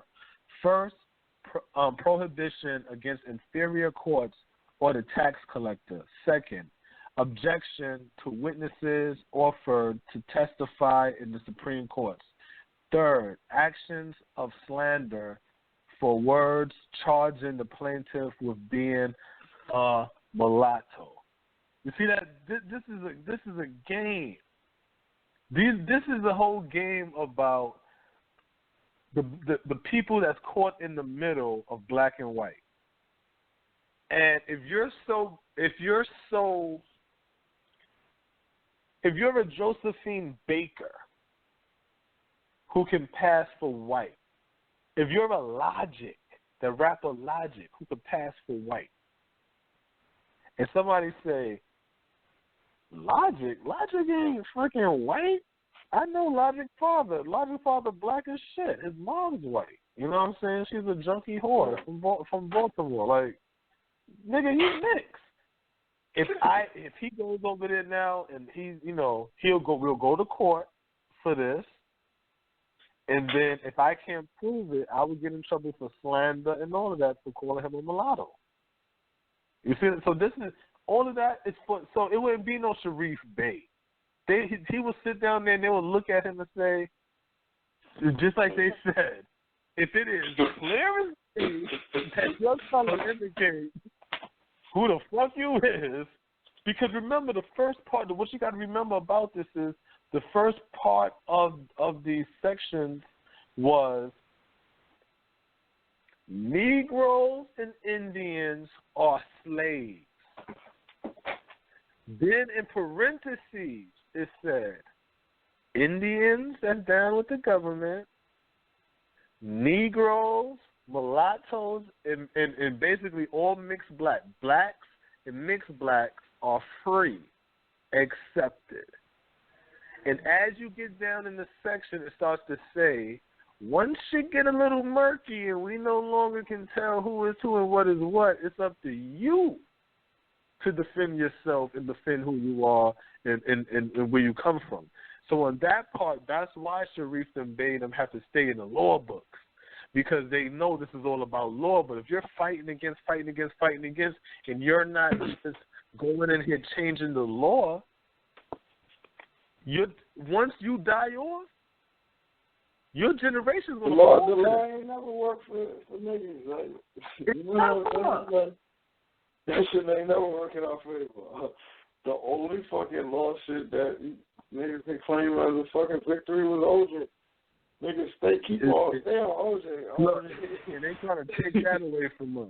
They trying to take that victory away from us. They took it away. Shit, OJ riding away somewhere. No, I'm talking about now I'm talking about the legacy with the whole shit about, well, you know he really did it though, right? And I'm like, ooh, what evidence, my nigga? There was no evidence. What are you talking about? Yeah, but I mean, it's just being disingenuous, you know what I'm saying? When it's like, you could clear as day see this information in here. It's not like, you know, how long you took to find that? I mean, like, it's not like you did 2-year research to dig that up and talk to 200 people. This is, plain as day.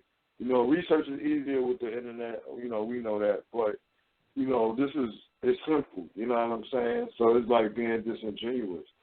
And it's like, you know, a lot of times you see it in the conscious community, definitely just in the regular black community. You know what I mean? It's just like, we all just start clicking up, you know what I mean? The Moors over here, Kevin niggas over here, Black Power over here, you know what I'm saying? The Street Cats over here, you know what I mean?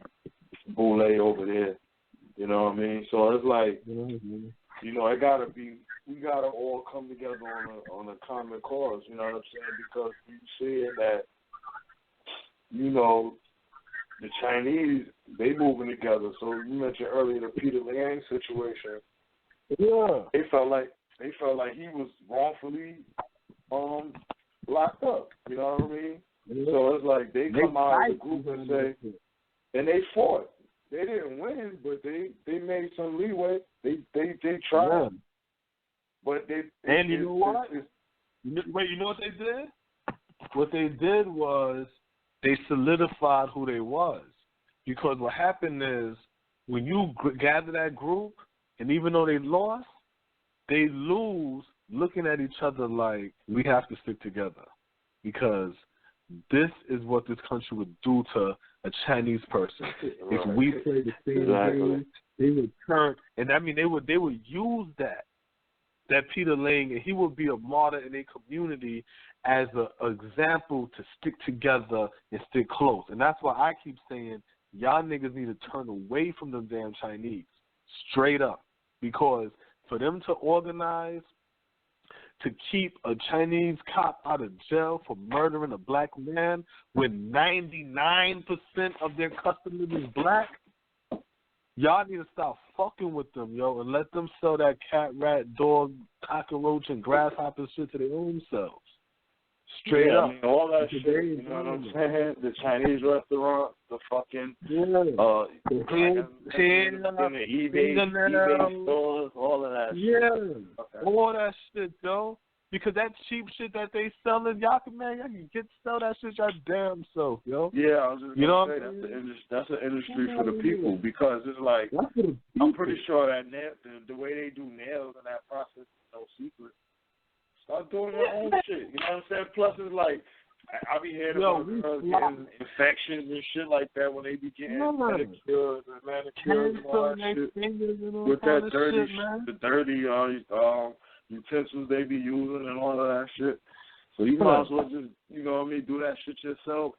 Say the bread or fucking, you know, open that shit up for, you know what I mean, our people and shit coming in, charge them prices and you know, and you know, we'll be serving ourselves as, you know, we coming in as customers, as business owners, you know what I'm saying? Start taking over them same markets. And we still don't spend money. But that's how we got to move as black people, you know, instead of just as Moors over here and, you know, these people over here, whoever, you know, whatever groups, you know, you might fit into, Christians over here. You got to move versus everybody. But to be clear, if they want to sit there and just be like, yo, we want to study the laws to help black, yo, more power to you. MOOR, power to you. You know what I'm saying? But no, you want to study law for your own section and want to be on some separate shit like I'm not black, Negro, or color. And here's another disingenuous shit. I was listening to the Moors talking on Sarnetta channel, and the Moor Stevie Bay,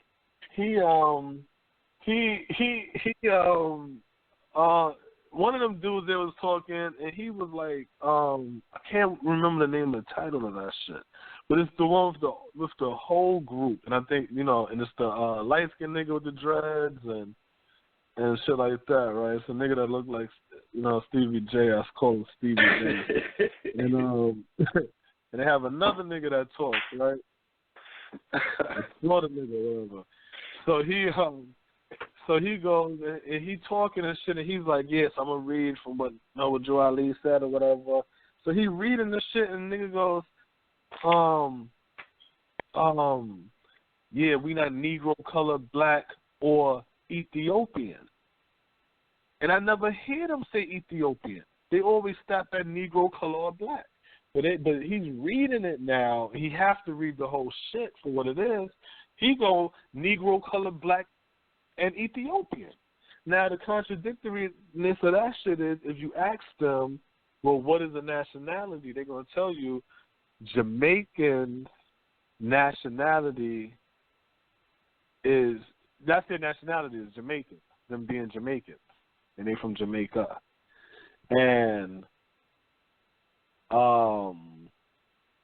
you know, Trinidadians from Trinidad, Canadians from Canada, but black people, where's your land called black? Like, white people is not in America, too. And this is not a land called white. You know what I'm saying? But that's another story. So they'll say that shit. But Ethiopia is for the Ethiopians. So the Ethiopians have a nationality.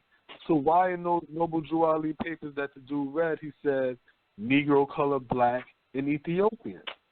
That's why I'm like, y'all so full of shit, man. Instead of y'all trying to get a bunch of people to follow y'all so y'all can get donations and eat off people, how about, that's our problem. We need to stop eating off ourselves. We're so busy eating off ourselves, how can I unify with people if I use y'all as my nutrient. That's the problem, yo, straight up. That's the problem, because at the end of the day, you're supposed to be able to sit here and read some shit and be like, yo, because me personally, I don't give a fuck what you believe. You could believe in gods and all of that shit. All I care about is progression of my people. That's it. And here's a quick God story. Right? Wait, here's a quick God story, right? So I'm talking to my girl, right? So she like, oh look, I just got $150 in my account, right? So I'm like, she's like, yeah, see, the candles is working, the positive energy, God and the spirits and all kind of shit. And I'm like, listen, you can talk about that God and spirit shit if you want to. You need to figure out where you got that money from, because what happened is she's filing a dispute on some clothes that she ordered, and so she called her bank, and the bank sent her the money. So I'm telling her, like, listen, you need to figure out where you got that so you can do the requirements, or this money gonna get taken away. She's gonna say, first of all, the money's not gonna get taken away because, see, I believe in my spirits, and just because you don't believe in God, I said, listen, this shit ain't got nothing to do with God, man. I'm trying to explain to you that you're really going to be pissed off if you don't follow through with what you have to follow through with, and they take that money back, and you got a minus $200 account. That shit really going to piss you off. You know what I'm saying? That's what I'm trying to explain to her. So she's like, you always want to speak negative. First of all, when I spoke to the lady said she couldn't even do nothing unless I do that. That's how I know it's not from them. And I'm like, listen, I don't know. I wasn't there on the phone when you spoke to the lady. All I know is you don't want to fuck around and have them snatch this money about your shit. So she goes, oh, you're just too negative. I'm like, listen, how is it negative if I'm trying to tell you what it is? Why 2 days ago, right? So this is probably like last week. 2 days ago, she like, oh, babe, you was right. I'm like, I'm right about what? She like, yeah, the money came in from the bank, and they told me that I have to send them the email that I gave them back their product so they can make the deposit stick. Because if she don't, then they're going to take it away. I said, that's what I told you. You sitting around, and I'm like, I don't care. You can believe whatever you want to believe. But at the end of the day, don't let your belief interfere with reality. That's my whole gripe. You know what I'm saying? Don't sit over here now talking about, you know what, I ain't got my rent money, but I ain't going to go out here hustle to get an ovation on that. Yeah, I'm going to light a candle. Look, I'm going to light this blue candle because this candle is supposed to pay my rent. This crystal is going to keep my fridge full. No, man, if you don't take your ass out there and hustle, you can believe them all of that shit if you want, yo, but reality is a motherfucker. And they'll always win. Yeah, and the reality is niggas in a fucked up situation. You know what I'm saying? And if we don't take it together, because individually, you know what I'm saying, you can always make your life better, you know what I'm saying, have your family, you know what I mean, build up assets, you know what I'm saying, have your children grow up to be successful and all that shit, and that's cool. You know what I mean? That's what you want to. That's what each person want to do anyway. You know, you might have different goals here and there, but pretty much that's what people want to do. You know what I'm saying? Yeah. But our people, just as a whole, we in the negative. So it's just like one family here coming up good ain't good enough. You know what I'm saying? It's like you're still going to be swamped inside of all of the ills of the black community. You know what I'm saying? It's like one or two people trying to come up. You know what I'm saying? So it's like we all got to get out there. We all got to take this shit serious, man. And it's real. If we don't take on the mentality of it's us against them or us against everybody, you know what I'm saying, we're going to lose and shit. Because we'll be all over the place. Like I just keep saying, the Moors over there, the Kemet cats over here, you know what I'm saying? Everybody's in a separate little thing where, like I said, it's cool on a small scale, but overall we still struggling from poverty. We still struggling from, homosexuality in our communities. You know what I'm saying? We still got fucking health issues. You know what I'm saying? I mean, name education. So we got to work on those to ensure that our next generation at least has a few steps up. You know what I'm saying? And we can just continue that trend. You know what I'm saying? Because I don't want to see my son. I want to see my son live better than me. But at the same time, I can control that to a certain degree. But at the same time, if all his homeboys don't have much, or they don't have things going for them, or their parents don't care about them, he could easily get into that, you know what I'm saying, that mind frame, or get in trouble, or, things like that. So you want to see the community be strong, you know what I'm saying? Be able to, but black people were able to go into any community and be around each other without having, violence and shit like that. You know what I'm saying? Men and women being able to interact with each other. All that shit should be simple. So we got to really just take it seriously and, stop bullshit and stop being disingenuous. All of these fucking conscious community,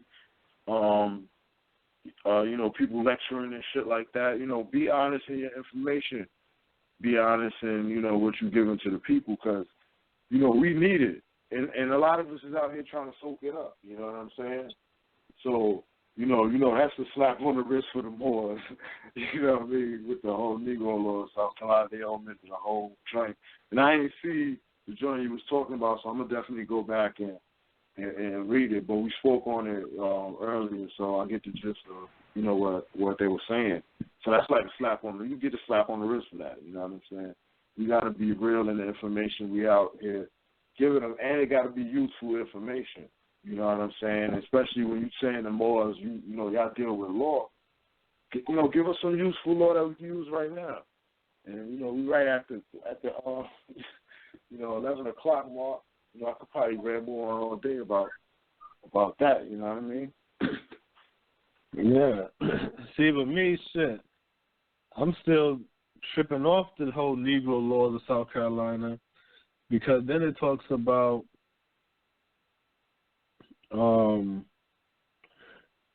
this is the section 34. Section 32. Section 32. Okay. The person emancipated and neglect. Now they're talking about the emancipation of a black person. Now they're saying Section 33, it was also provided by the 9th section that a slave emancipated contrary to this act may be seized, made property by anyone. It was held for a long time that when a will directed slaves to be free or to be set free, that they were liable to seizure as illegally emancipated. But the case of Lenore versus Silverstein and Young versus Hsing put the matter right in them. It was held that a bequest of freedom was not void under the Act of 1800. All this is law, right? A legal owner, he could execute the deed. Okay, so then it goes, Section 35. A slave illegally emancipated was free as against the rights of the owner under the Act of 1800. He was only restored, he can only restore himself to his rights by capture. That's 12 years a slave, right? The Act of 1820 declares that no slave shall be emancipated, but by the Act of Legislation still has to be held in Lenham versus Johnson, and made subsequent case that if a slave be in any other way emancipated, he may, under the provision of the Act of 1800, be seized as derelicts. Then they say Section 36, the delivery, okay, that's the emancipation. All right, so then it goes 37, the Act of 1820 declaring that no slave should hereafter be emancipated, but by the act of the legislation, as the legislature introduced a new and I think an unfortunate provision in our law. Again, we have to get into Congress and change these fucking laws. They even saying the only way this can happen if it's changed by legislation. So it goes, all law unnecessary restraining the rights of owners are unwise, so far as may be necessary to preserve the peace and good order of the community. They may be properly restrained. The Act of 1800 was of that kind. The Act of 1820, instead of regulating, cut off the power of emancipation. Like all of this class, it has done harm instead of good. It has caused evasion without number. These have been successful by investing the ownership in personal legal capable of holding it, and thus substantially conferring freedom when it was legally denied. Now, this is the part that tripped me out. Section 38. So to bequest or gift for the use of such slaves was supported under the rule that whatever is given to the slave belonged to the master. Section 39. Since the Act of 1820, if a Negro be at large and enjoy freedom for 20 years, he or she is still a slave, as an act of emancipation passed by the legislation will not be presumed. So I found that interesting, the whole 20 years, because, I got my whole little 20-year thing, you know what I'm saying, that I just said earlier, ironically. A generation. It's a generation. And every generation they played this game on us. And we don't get it because we don't want to teach nobody what's going on. You see what I'm saying? We want to act as if we want to keep certain shit. You know what it is? Because they played that game. Because peep this. Section 45. Free Negroes, mulattoes, and mestizos are entitled to all the rights of property and protection in their persons and property by action or indictment, which the white inhabitants of this state are entitled to. You hear that? Free Negroes, mulattoes, and mestizos are entitled to all the same rights as white people. So when they show you the damn picture or show you a case, look, this is a black man right here, and he owned slaves, and he was able, that's what they're talking about. They talking about this free Negro, mulattoes, and mestizos from Section 1. I was all the way in 45 talking, but this is from Section 1, where they said basically all these niggas that sold out, they're free. But the ones who the other one, y'all are enslaved. If any of y'all niggas that get caught up within the law as blacks, y'all gonna suffer under this too. So with that exception, I'll give the Moors a little credit when they talk that, but then y'all sound stupid because the law have nothing to do with a black and white means freedom and black means this. No, the shit was based on color because they based it on the blood. They didn't base it off of legal nationality. That's disingenuous. Now, one time did they say inside here, oh, they're going to do this because you don't have a nation. No, they did this because of your blood. Straight up. They try to use the fact that they said that the term Negro is confined to slave Africans.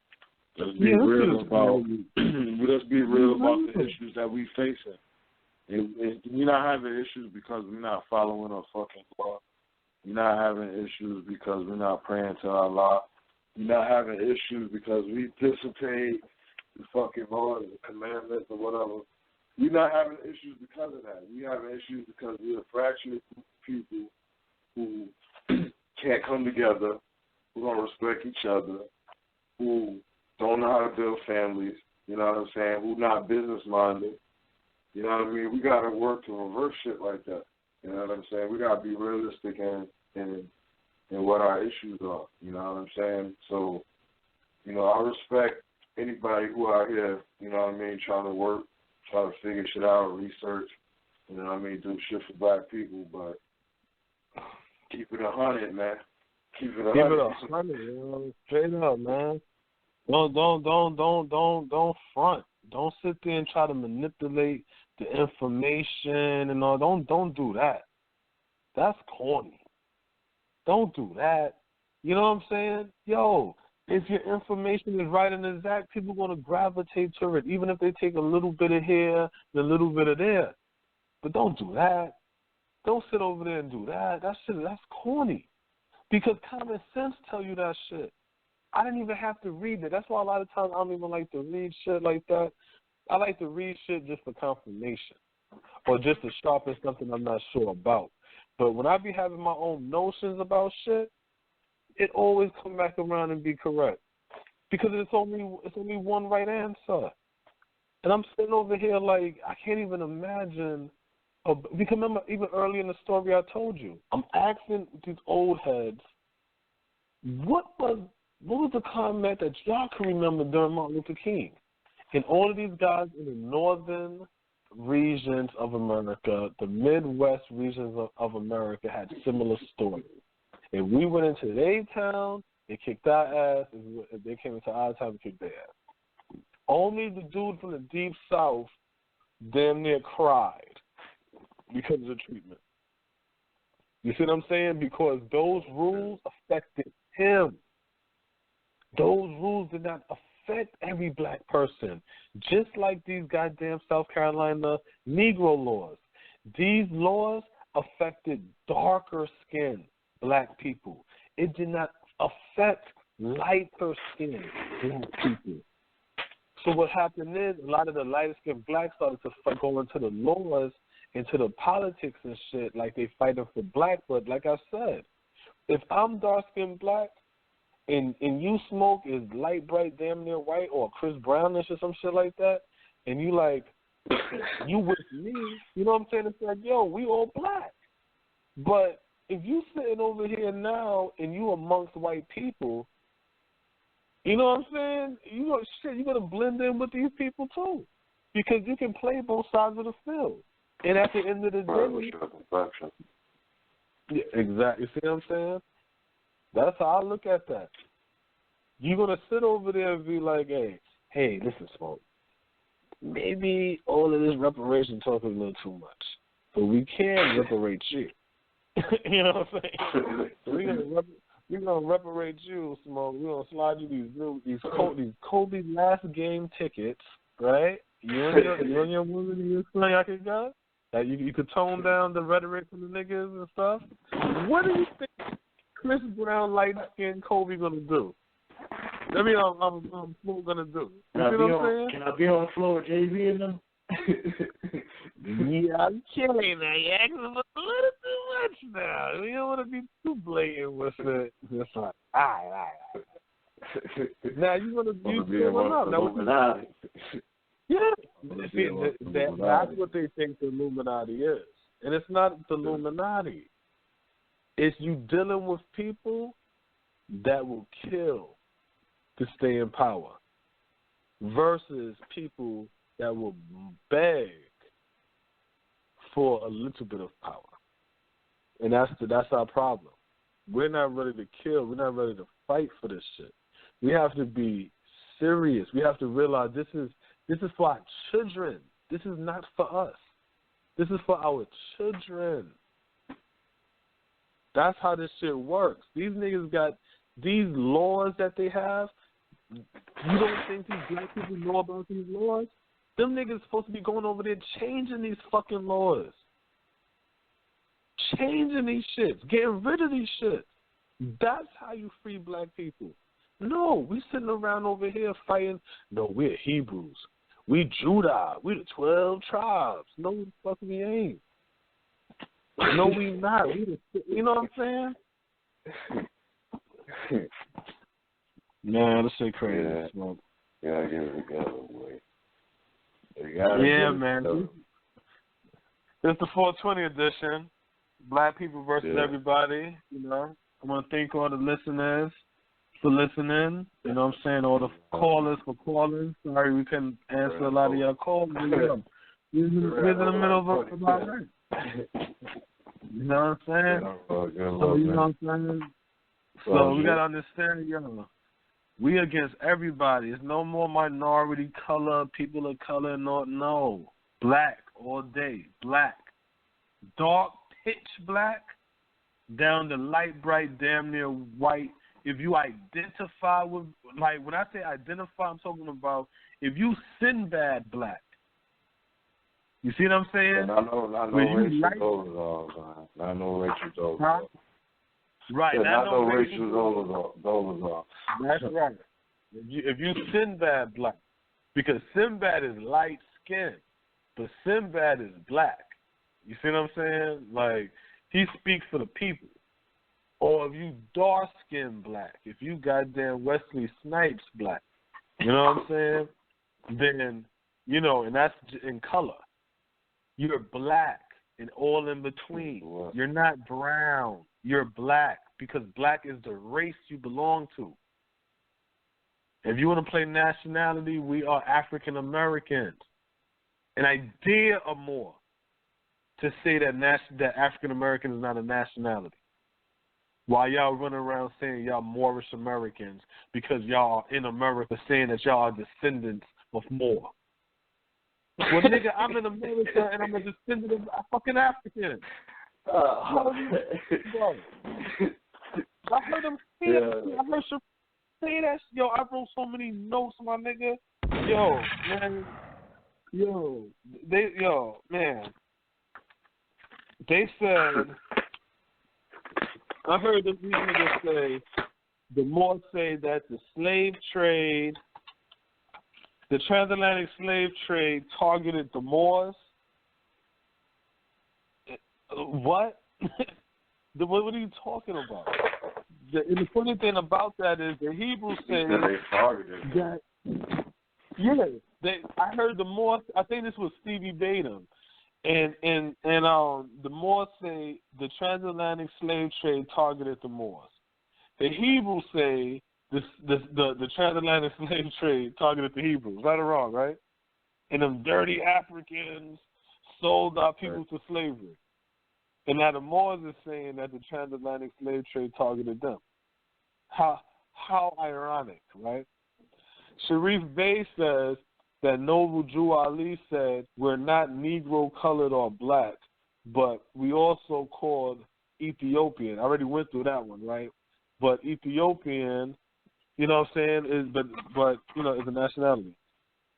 Another part I saw was in the same debate, Sankofa asked an excellent question. I don't know if when you see the show, you're gonna peep it. Sankofa asked an excellent question. He said, basically, to see how is nationality. How is Moorish nationality?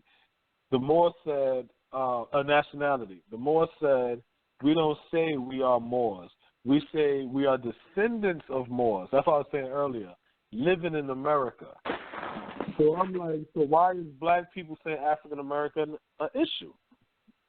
You know what I'm saying? Because Sinetta said that, and I read on the comments. Yeah, I think another part Sharif mentioned him greeting the Jew boy, right? Saying shalom, right?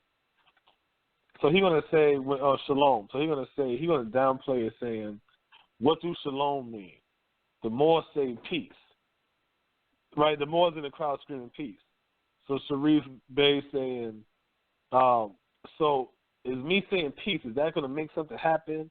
Is that going to make, like, the world spin and drop and shit like that? But when none of them asked him to say Black Power, it was wrong to say Black Power, he wouldn't do it. He grabbed the mic and he said, see, the thing is about Black Power, power in black. Yeah. No, he kept saying when he asked, no, because Sarnetta straight up asked him that. And he said, then say Black Power. Yeah, like you got to see that. He was like, so say Black Power. And the dude's going to say, straight up, he's going to say, I mean, there's power in black? And went on this whole rant and shit like that. They're going to say, watch this. They have Soviets, and that's a slick thing to say, there's power in black. You know what I'm saying? He's going to say, they have Soviets that live in America, and they call themselves Soviet Americans, but there's no Soviet America anymore because, you know, with the whole Berlin Wall shit. Right. No, they're called Russian Americans. Them Soviet Americans he's talking about is called Russian Americans. If you saying a Soviet American, what you talking about? What I'm saying, man. Stop talking to people like they stupid, man. I don't like that shit. Like come on, man. Like that's the shit that be annoying me, man. I got 2 more notes and shit. Another part he was saying, Sharif Bey said, how long was we screaming black? Since the 60s. And look what it got us. Well, so I'm thinking to myself, well, how long was they screaming more? You know what I'm saying? Like, what the fuck is he talking about? Yo, this shit is crazy, yo. That's real talk, though. You know what I'm saying? It's like way longer than damn black, if that's the case. And then I said, we know the government attacked us and target black people. What is the Moors doing that's threatening the government? Because we know for a fact the government is fucking with black people, but we also know that the fucking Moors openly say they work with the government. You see what I'm saying? And then he said, every time Sharif is asked to define what Moor means, first by saying Kofa, and he didn't do that. And then Professor Smalls asked him to define Moor. And he buck danced and explained what and who the Moors are in history and that whole shit instead of answering the fucking question. And this is the last part. And then they was talking about Rosewood, right? They're going to say how Rosewood was destroyed in 1923, but 5 years later, Noble Drew Ali did it unmolested in 1928 and shit like that. But then he's going to say, but Black Wall Street fell in 1921 and was rebuilt 4 years later, which would be 1925, and then said, but integration killed Black Wall Street. But I'm like, Noble Drew Ali died in 1929. So if Rosewood was destroyed in 1923, 5 years later, Noble Drew Ali did something. Because I don't know what he exactly said he did. He did something. Maybe built his temple or some shit in 1928, 5 years later. Because it can't be a town. Because he tried to make it like he built his own little Rosewood-like town. But I have to listen to it again and make sure I heard that right. Because I want to figure out where the hell that is. You know what I'm saying? But he said he built his town 5 years later in 1928. But Black Wall Street built theirs in 1925. And Sharif Bey said integration killed it, and integration was 1960. And this dude, and then he's talking about 5 years later after Rosewood in 1928 is when Drew Ali built something. But then Drew Ali died in 1929. I'm like, what the fuck is that? Man, I'm like, yo. So, yeah, in my I'm opinion, saying, like, the average person, Reggie didn't like, you know what I'm saying? It's like, you know what I'm saying? they might not know that information or might not follow along with it. You know what I'm saying? You just listening or whatever, so you just take it on face value. You know what I'm saying? But it's like when you go and just start pulling it up and actually looking at it. You know what I'm saying? Like, it's crazy. Then you're gonna scratch in your head like, because it ain't about, it ain't the information at the end of the day. You know what I'm saying? It's like don't get me wrong, we gotta know our history. We need to know the laws. We need to know business. We need to know shit like that. Don't get me wrong. That's not what I'm saying. Exactly. But it's like we fall in love with it. So it's like we fall in love knowing the fact that we know X, Y, Z. I'm conscious. We love that the fact. You know what I mean? That label or whatever. We fall in love just with that. But it's more than just the information, man. You know what I'm saying? It's like we need shit that we can apply. Or really just applying the information, I guess. You know what I'm saying? That's pretty much a more suitable way to say it. You know what I'm saying? We got to start being able to apply shit. It ain't about just out here wowing the people with, a bunch of facts and shit. Or presumed facts, you know what I'm saying? Like, you think it's true and shit or whatever. Did you know about this? Did you know about the Treaty of Friendship? Did you know about the 1748 law that was passed about us? What about the 19th Section 3 House Bill Amendment? Who gives a fuck if none of that shit, you ain't doing shit with it?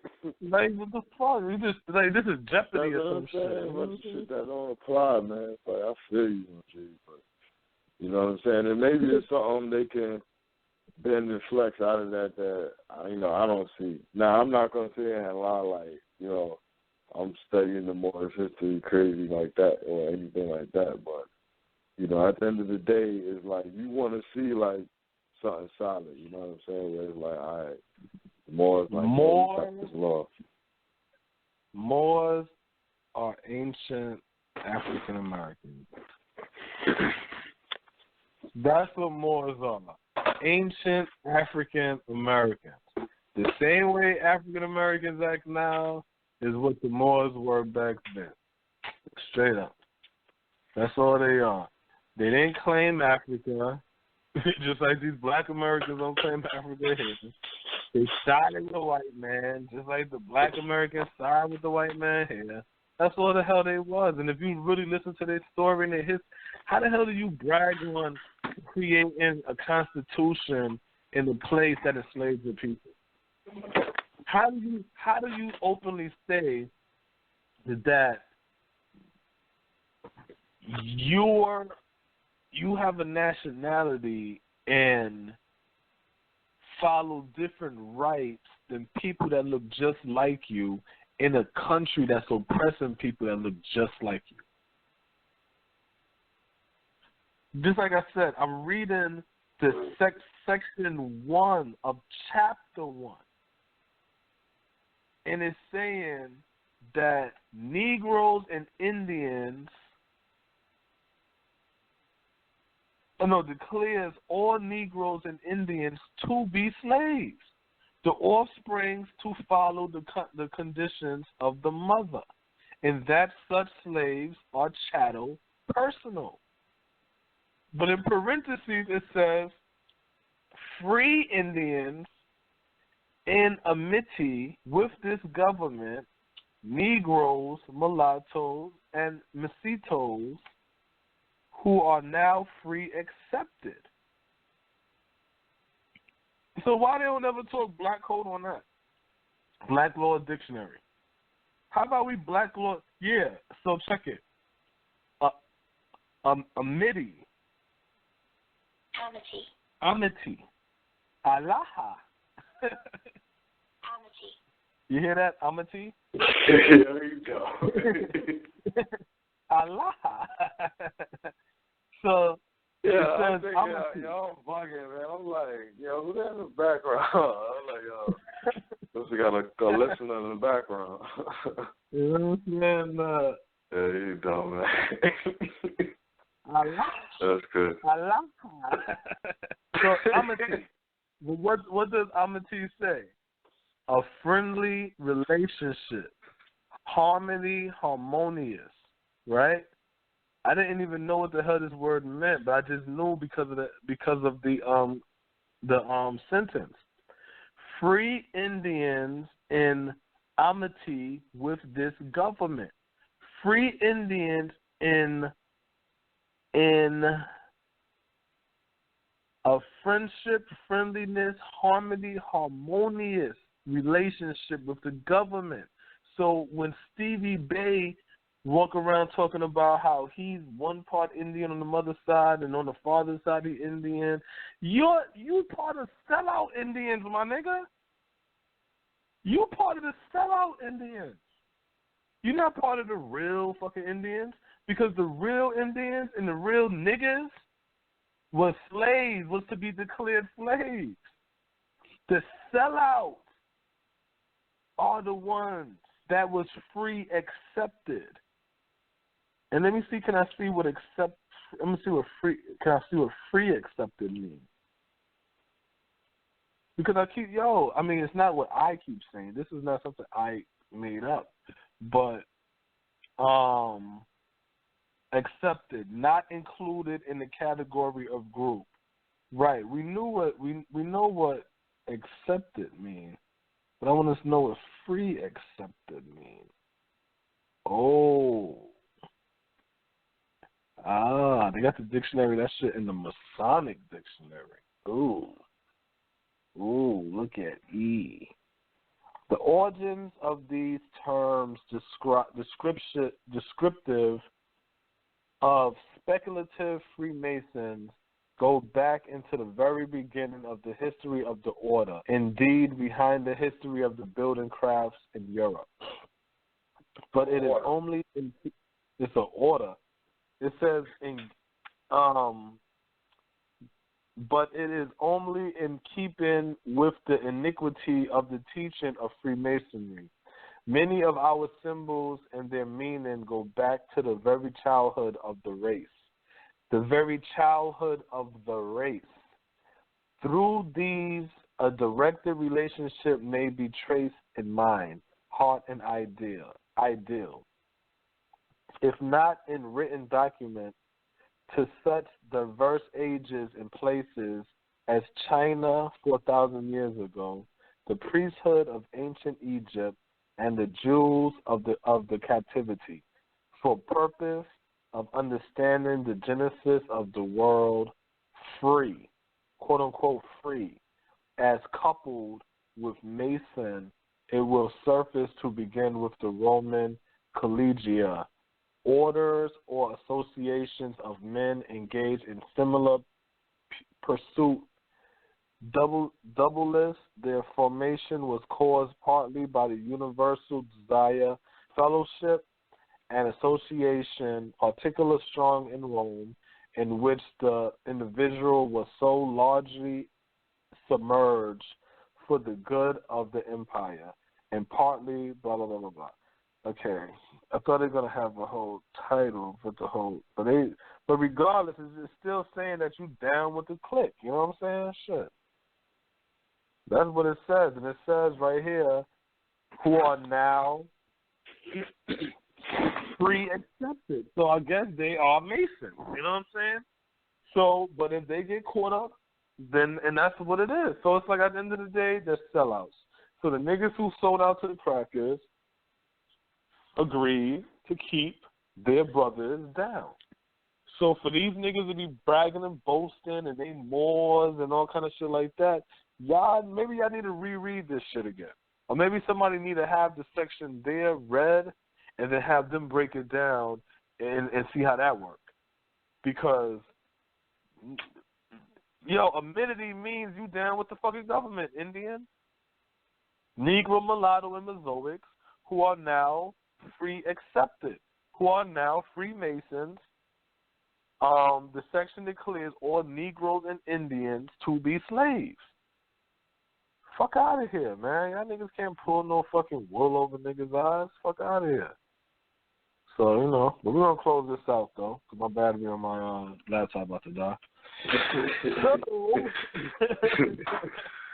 420 show, 120. I told you I was gonna be some ranting and raving, man. Right, it's whatever, yeah. A record that was further trying to cut off, but hey. You know what I'm saying? Already know. That's how it is. Well, you know, I got the new joint. You know what I'm saying? I ain't got that fugazi shit I had no more. So my phone's a little better. But yeah, no, I got that. I'm talking about the Blog Talk Radio shit. Yeah, that's what I'm saying. I wonder if it was cutting off because of the phone. Okay. Yeah. I got you. That's what that's it, yeah. But that's what it is, man. We'll be back tomorrow. You know what I'm saying? Saturday show and shit like that, you know. Always go to the YouTube page. For those listening on the YouTube page, check the Blog Talk. Check our Facebook. Sign up to follow us on Facebook, on Twitter. Drop that information, Smoke. Yeah, man. Send us an email. What's the email, man? Now, thinking about the Twitter. What's the Twitter? Oh, yeah, Twitter and the Twitter is / Black America 7. The Facebook is Facebook is / in Black.America. Twitter is @ Black America, the number 7. Email is inblackamerica@yahoo.com. Right. YouTube, and you can YouTube In Black America Radio, and you'll see that black fist up there. Go ahead and subscribe, and that's how you're able to really get. Because see, right now we cut off, so the live streaming going. So this is the extra edition. This is for the one of the people overseas. Yeah, big up to my Trini Massive, my Canadians, my Africans, you know what I'm saying, black people around the world, you know what I'm saying? We about to be out, enjoy your 420, smoke good, you know what I'm saying? Shit, we gonna do this thing and be out. You got something you gotta say, Flo, before we get up out of here? Kobe. All right, man, shit, we out. All right. Fuck it. All right, peace.